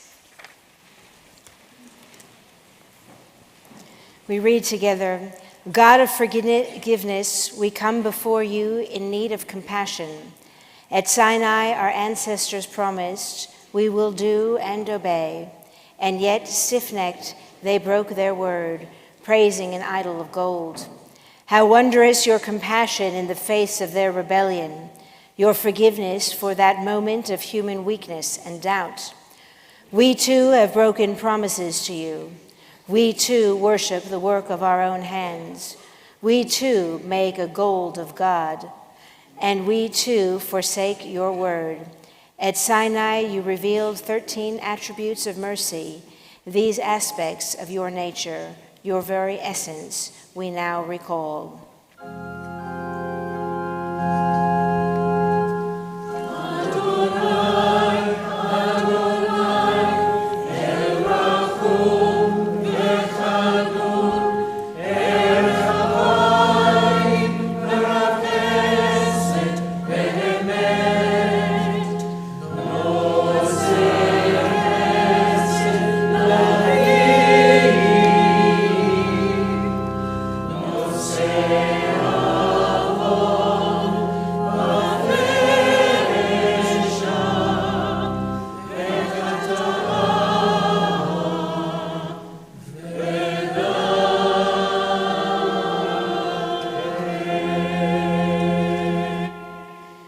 Together, Adonai, Adonai, God, compassionate, gracious, endlessly patient, loving and true, showing mercy to the thousandth generation, forgiving evil, defiance, and wrongdoing, granting pardon.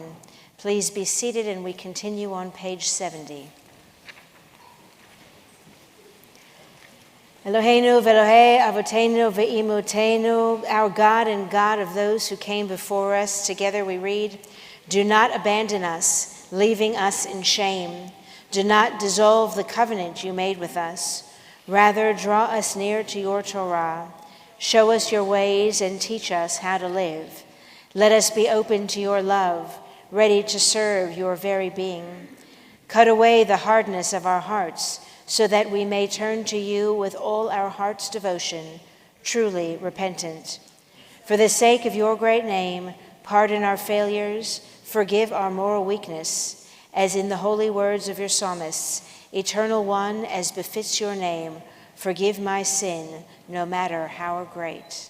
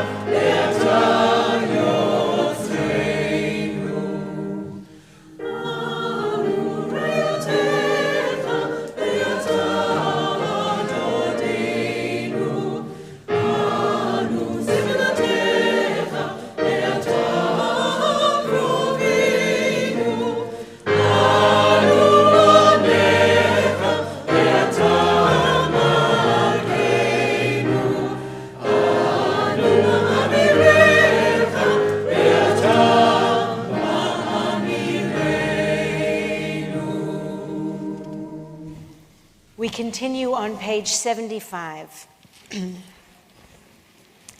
Avinu Malkeinu, a prayer of protest. Avinu Malkeinu, hear our voice. Together we read, some of us have cancer, some have lost strength of body, some have lost memory and speech. Some are in pain, some can't find work. Some of us bear the marks of human cruelty inside where the scars don't show. Some live with depression, some battle addiction, may feel alone. Some have known shattered marriages, trust betrayed, hopes destroyed. Some of us have lost the ones we love far too soon, and some have lost beloved children. Some of us have known the ravages of war, for which there are no words. All of us have seen suffering in our midst. Avinu Malkeinu, why? Avinu Malkeinu, are you there? Do you care? Avinu Malkeinu, hear our pain, hear our anger, hear our grief. Avinu Malkeinu, here is our prayer. Give us the strength to go on. Give us reasons to get up each day. Give us purpose and persistence. Help us to fend off fear and hold on to hope. Help us to be kind. Don't make us bow or grovel for your favor. Give us dignity and give us courage. Avinu Malkeinu, show us the way to a year of goodness. Renew our belief that the world can be better. Restore our faith in life. Restore our faith in you. Please rise and turn to page 76.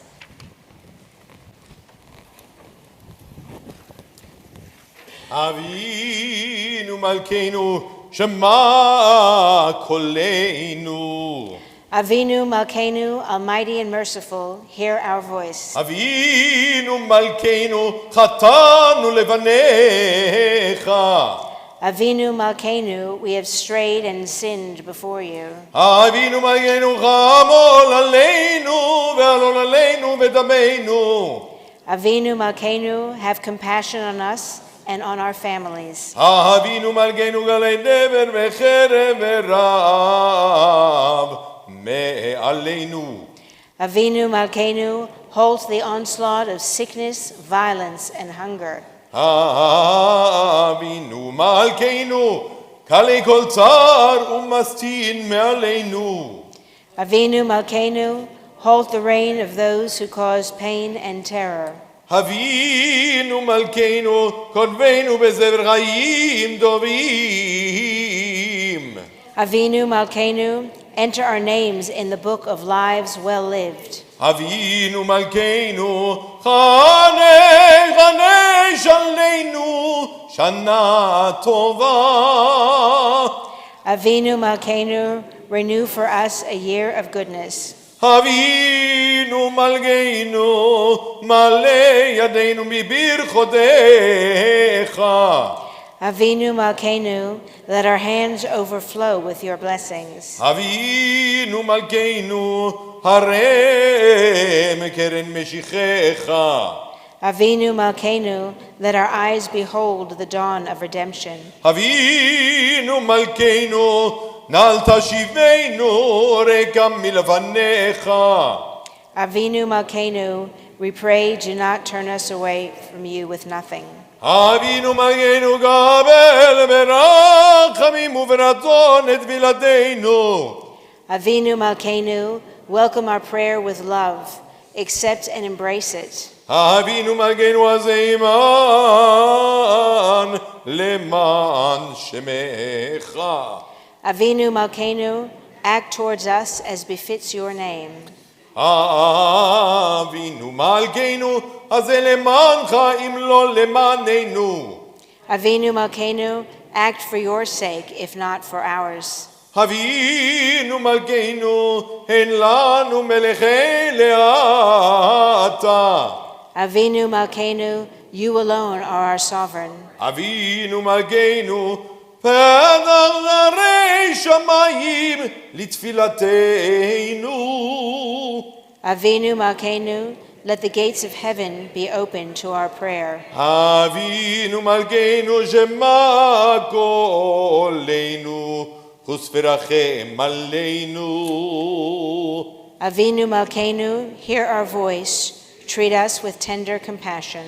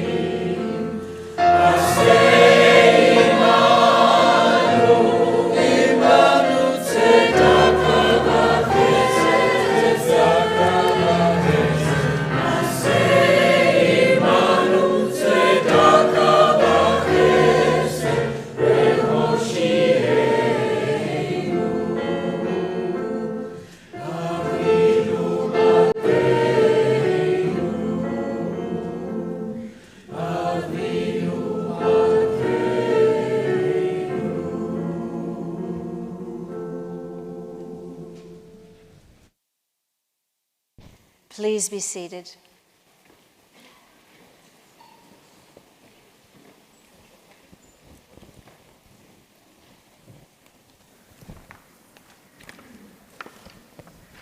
Shana Tova, everybody. It's great to see so many of you here.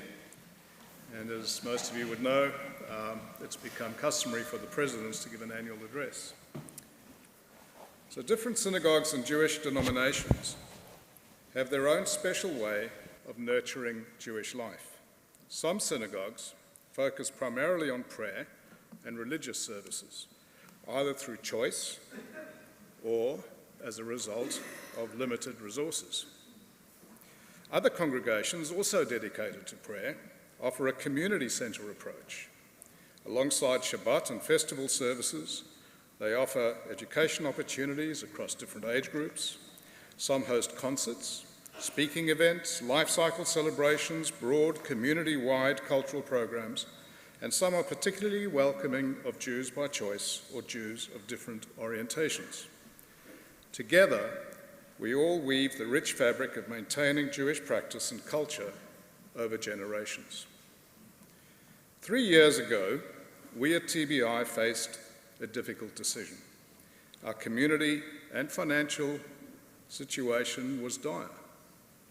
And the then board had to decide whether to cut TBI's resources and programs markedly or commit to being a fully engaged enabler of community as Victoria's largest progressive congregation.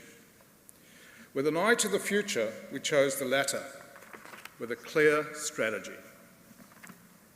Engage a senior rabbi, be a welcoming community that recognizes there's more than one way to be Jewish, focus on membership and engagement, recognizing the changing demographics across TBI's membership, strengthen educational programs across the board, partner with like-minded organizations to punch above our weight and put progressive Judaism more firmly on the map, implement a plan for financial sustainability, address the challenges of an aging building, and address the challenges of an aging community, and at the same time, work to engage young adults and families whose needs and financial situations are substantially different, and hold space for both communities. Looking back, we are delighted that our community has further embraced TBI as a meaningful part of Jewish life over the past year, with many new members joining and past members returning, especially in the last several months. We are pleased with TBI's progress on several fronts, while recognizing that financial sustainability remains a challenge and there is still much to do. Spiritually, our Shabbat services are enjoyed by our regulars, and it is pleasing to see many new faces both at our main services, Gesher, and other offerings, such as family services, Netzeh services, combined synagogue services with Shir Hadashah, Etz Chaim, Kehilat Nitzan, and others, Pride services and interfaith Shabbat services. Youth and young adult participation has notably increased through collaboration, innovation and partnering, particularly during Chagim. As many of you know, we started a joint King David School PJV High Holiday Family Service last year that attracted over 300 multi-generational participants, and this Rosh Hashanah we did it again. A huge thank you must go to our senior rabbi, whose vision and leadership made this such a success. Our Purim, Sukkot and Pesach celebrations attracted many hundreds of new attendees to TBI, and we thank our cantor for leading our second night Seder and for all the work he puts into the rehearsals for the Purim Spiel and of course the wonderful music we have been enjoying during our high holiday services. We are very keen in 5786, with the support of our Religious Life Committee, to establish an alternative Shabbat Minyan so that we can offer one that maintains a traditional approach and another that is more relaxed and modern. We feel this will enable us to better cater to the diverse needs of our community whilst holding space for different wants and needs. TBI's educational programs have increased both in scope and in number of attendees. On Tuesday afternoon, school and our B'nai Mitzvah program now attract a record number of attendees, thanks to our dynamic senior rabbi, her mentoring of our youth and young adult coordinator, and the partnership we forged with Etz Chaim. The Friedlander has been converted into a workspace hub for parents to use on Tuesday afternoons while their children attend classes. BYO Work and TBI offers tea, coffee and snacks and a warm and friendly environment. Our Introduction to Judaism program, open to all PJV affiliates, is bursting at the seams, and our adult education program, organised by our Lifelong Learning Committee, has included programs hosted by Rabbi Danny Schiff and other expert facilitators, covering such topics as Torah and Tech and Judaism and democracy in Israel. They have been enjoyed and extremely well attended. We draw your attention to our next series, commencing 16 October, on the history of anti-Semitism, facilitated by Mark Walsh and Brian Konya. In partnership with L'Dor V'Dor, TBI's Bequest Foundation, Macquarie Bank and Sladen Legal, we held a three-part series called Living Well, Leaving Well, facilitated by experts in home care, advanced care directives, legal and financial aspects, funerals, and the spiritual aspects of passing away. And in November, L'Dor V'Dor will be holding a session on financial literacy for women. Having so many new visitors and students at TBI has encouraged many to join our community, with over 70 new families joining in the past year. Our membership committee has been very active, and we have reintroduced potluck dinners and lunches to welcome our members. Our pastoral care team, ably led by our cantor, engages with those in their time of need and recently delivered the most thoughtful Rosh Hashanah care boxes to many of our members. We have a number of exciting events planned later this year: a vibrant Sukkot program, more adult learning programs, concerts, and of course our well-attended pop-up Shabbat services in Flinders over the summer holidays. We will be launching a major Torah project in 5786. You might think we have enough. TBI's first ever scribing of its own Torah, a dream of our cantor since 2012, and a mitzvah. In fact, it is one of the 613 commandments. The project will include a year's worth of Torah learning and community connections spanning all generations. We hope all members and their families will enthusiastically embrace this as we write our very own scroll. The project will commence with a most interesting session facilitated by the cantor, where he will unroll all 13 scrolls at TBI and explain to participants their provenance, their history and sponsors, and importantly, which of our Sefer Torah are kosher and which are not, and why it matters. Our dedicated Nourish and Project Dignity teams and our volunteers are the lifeblood of our community. Whether preparing meals for those in need or gathering jackets, scarves and jumpers for those seeking warmth during the winter months, without them, we simply could not be the TBI we seek to be, a place where all Jews gather to pray, mourn, celebrate and learn, a place where we not only maintain a community hub of meaning and growth for our current generation, but also a place where our children can find relevance, support, safety, meaning and Jewish connection for their children and those that come after them. There are so many opportunities to engage meaningfully here with us at TBI, and we hope you choose an area of interest to you and your family and get involved this coming year. Enjoy our education opportunities, our services, our festival celebrations, cultural events, and the many meaningful volunteering opportunities available, whether on the board, on one of our committees, maintaining our gardens, supporting our pastoral care team, or joining our Tikkun Olam groups, Nourish and Project Dignity. And as you leave this evening, please grab a mazon bag and fill it with shelf-stable foods that will nourish a family in need. Our future is bright. Our team is dynamic and harmonious under the leadership of our senior rabbi, Alison Konya, our cantor, Michelle Lalum, and our executive manager, Hannah Christensen. And we have many potential opportunities to secure TBI's rightful place as a leading community hub for contemporary Jewish practice, cultural and spiritual growth. But at the same time, however, it would be irresponsible not to acknowledge some of our challenges and explain how we intend to address them. You, our sacred community, need to understand them too, because ultimately you will make the decisions as to whether we continue with our current strategy of providing a full-service synagogue and progressive Jewish cultural center, or whether we actively cut back on programming, our aspirations, and our resources. Financial viability has been a constant challenge since TBI was established. Operational shortfalls have been met each year by generous donations, and frequently the bequests received every few years. Just want to cover off a brief note on our expenses. By far our largest expense is remuneration. An average 300% pay increase over the past 25 years has been experienced across the board in Victoria. And in addition, inflation has continued its inevitable march, exacerbated by huge increases in our energy and our security costs in particular. Our aging building requires constant upkeep, not to mention a major capital expense we're facing soon of around $1.5 million to replace our ailing heating and cooling system and address a number of structural roof issues.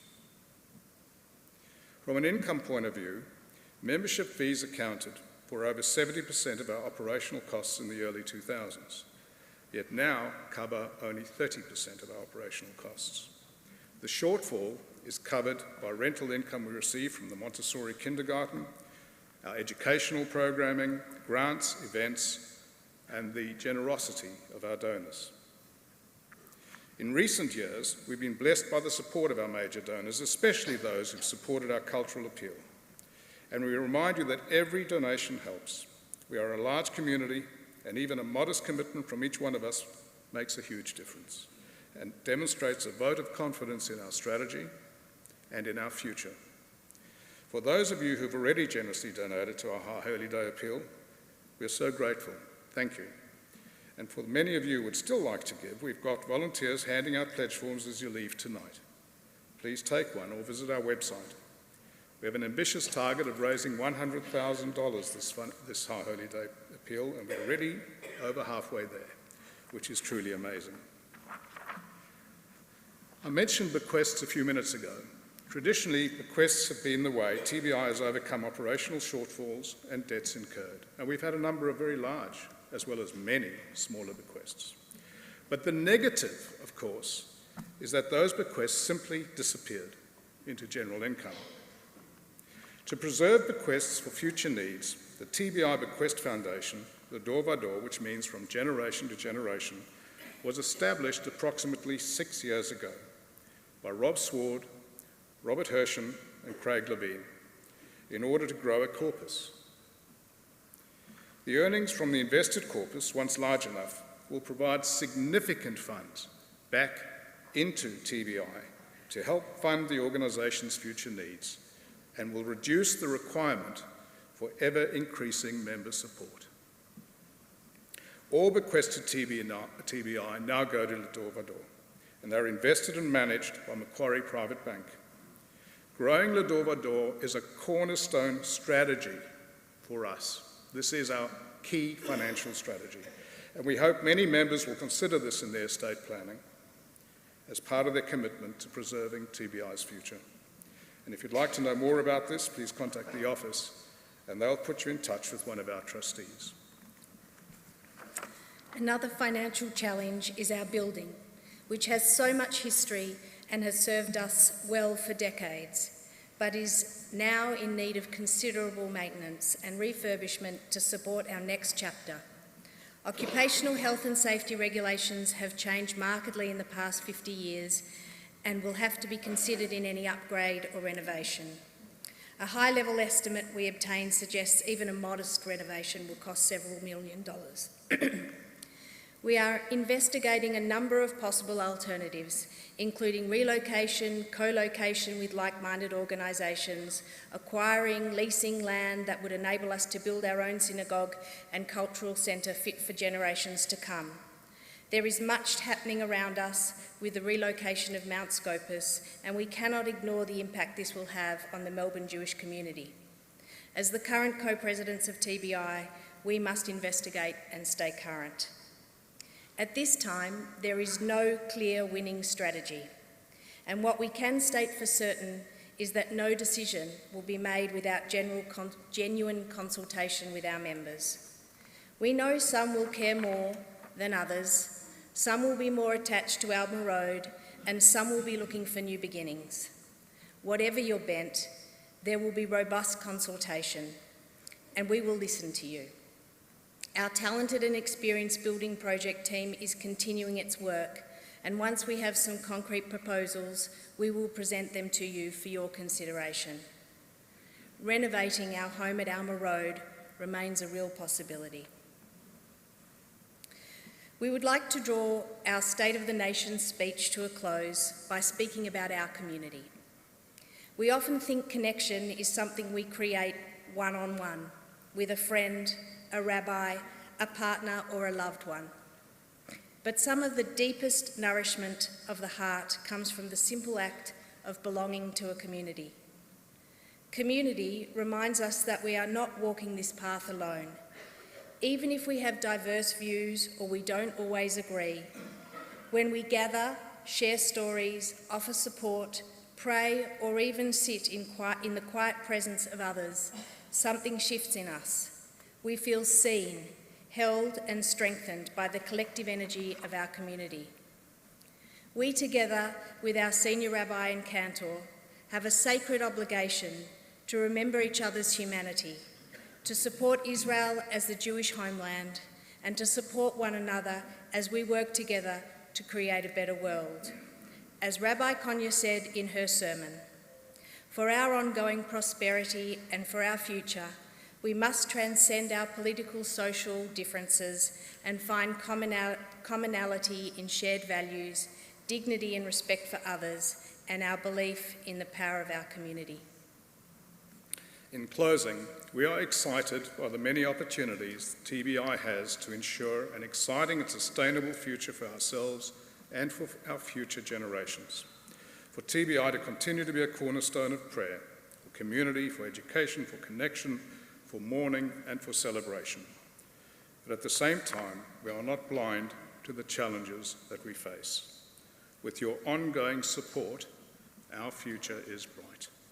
Gemar Chatima Tova. I would like to mention that as he foreshadowed last AGM, this will be David Arkell's last State of the Nation speech as co-president as he retires at the AGM in November. I would like to thank him from the bottom of my heart for his support, but also for all the selfless work he has done for our congregation. I am delighted to announce that Saul Ryan will stand at the AGM in November as my co-president, and I look forward to working with him to lead our congregation in the coming years. Gama Hatima Tova.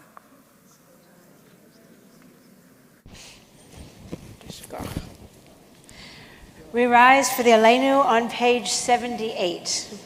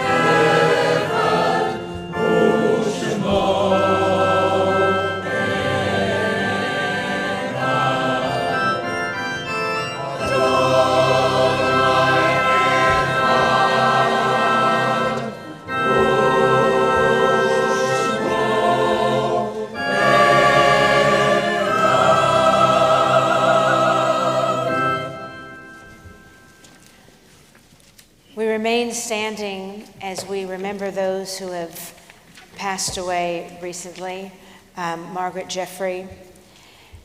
We also remember in Shiva Norma Rose Cherney.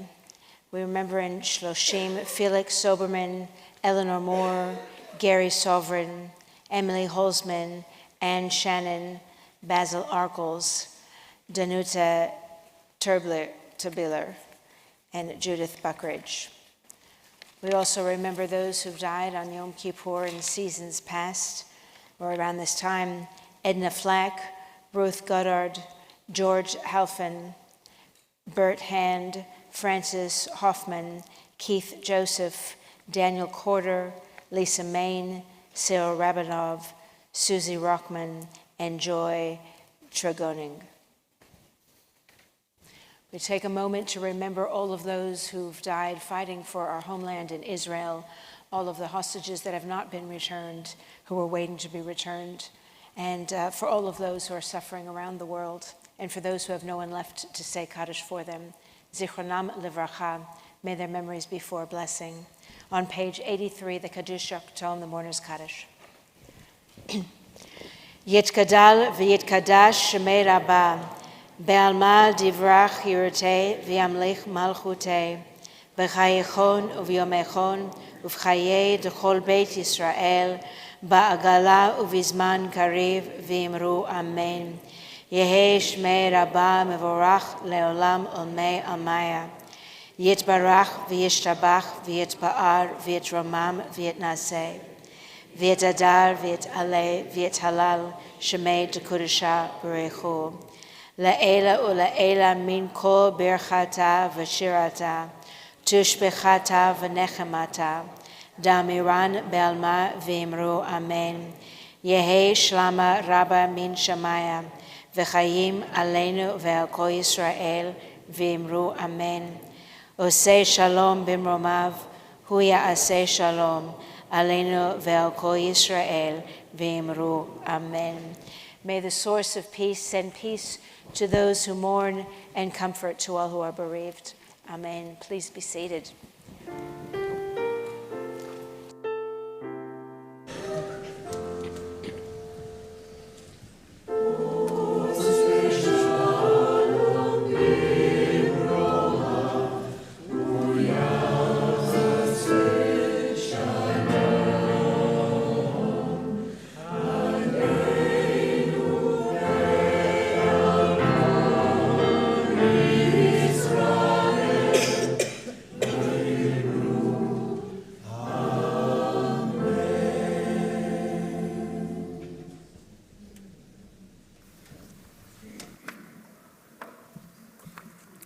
Shana Tova. It is with great, I feel very privileged, I should say, to serve this community during this time of year. And it is so wonderful to see so many of you here together with your family members. I'm sure you all realise that it takes a small army to put together services and activities for high holidays, from tickets to Aliyot to our Kol Yisrael magazine that should be arriving in your mailboxes tomorrow or any day now. I would like to thank our Executive Manager, Hannah Christensen, who so capably leads a wonderful team in the office.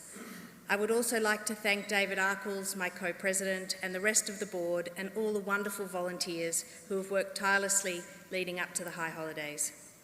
For this evening's service, I would like to thank our Senior Rabbi, Alison Konya, and our Cantor, Michelle Lalum, to Sharon and to Rhonda, and David Cram and the choir, and of course to Robert Exelman and Ian Heyman, who so beautifully played Kol Nidre this evening. Nothing runs smoothly without the help of our amazing shamashim. It's an enormous job. Thank you to Muffy, to Rosemary and Dot, and also our caretakers and our security team. To Ido, who manages the sound so brilliantly over high holidays, thank you. Some announcements. Tomorrow morning we start the Yom Kippur family service in the Friedlander at 9 a.m. sharp, so please arrive early. At 10:15 till 12 we're offering children's programming in the Friedlander to enable you to enjoy the morning service, so please let us know if you would like to use that service. Our main services commence at 10 a.m. here in the main sanctuary and run all day. Can I bring your attention to one small change? The healing service will start 15 minutes earlier at 4:15. And this is not Yiskor, it is a special service dedicated to those in need of healing or those who would like to support those in need of healing, and it'll take place in the Friedlander. We are also offering the following programming tomorrow afternoon, 2 p.m, Musaf Mincha, led by the cantor in the main shul here. 2 o'clock till 3, a study session with Rabbi Konya entitled 5 Levels of the Soul and Jewish Views of the Afterlife. 3:15 will be a study session with Rabbi Morgan on the topic, Is God in Shul over Yom Kippur? 3:15, yoga and meditation led by our friend and guest Zoe Cannett. We would love as many to attend as possible to support her and this new initiative, and we encourage you to bring a blanket or a towel. We have a big program for Sukkot and Simchat Torah. An email was sent with all the activities taking place in the Sukkah, so please consult the email and make sure to register. Activities for all ages, including a women's group on the 8th of October, sushi on Thursday the 9th for the young adults, new members Shabbat on Friday the 10th, jazz on Saturday night the 11th, commencing at 7:30, and so on. I wish you well over the fast. and I ask that you remain seated to allow the rabbi, the cantor, and the co-presidents to greet you at the front door.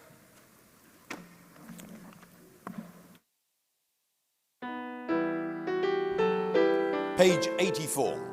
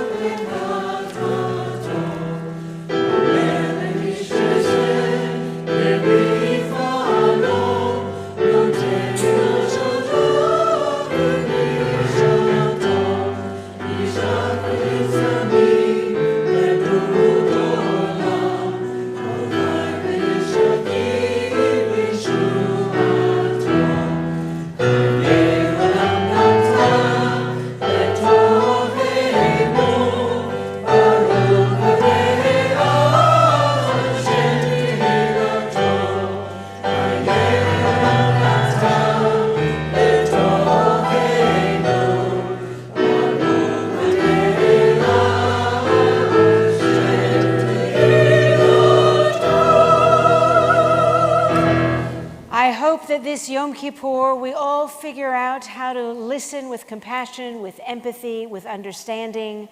I hope that we give everyone the benefit of the doubt. Try again if you haven't been speaking to someone for a long time. See how it goes once you settle yourself. And I look forward to seeing you tomorrow morning. Shana Tova, Gemar Chatima Tova.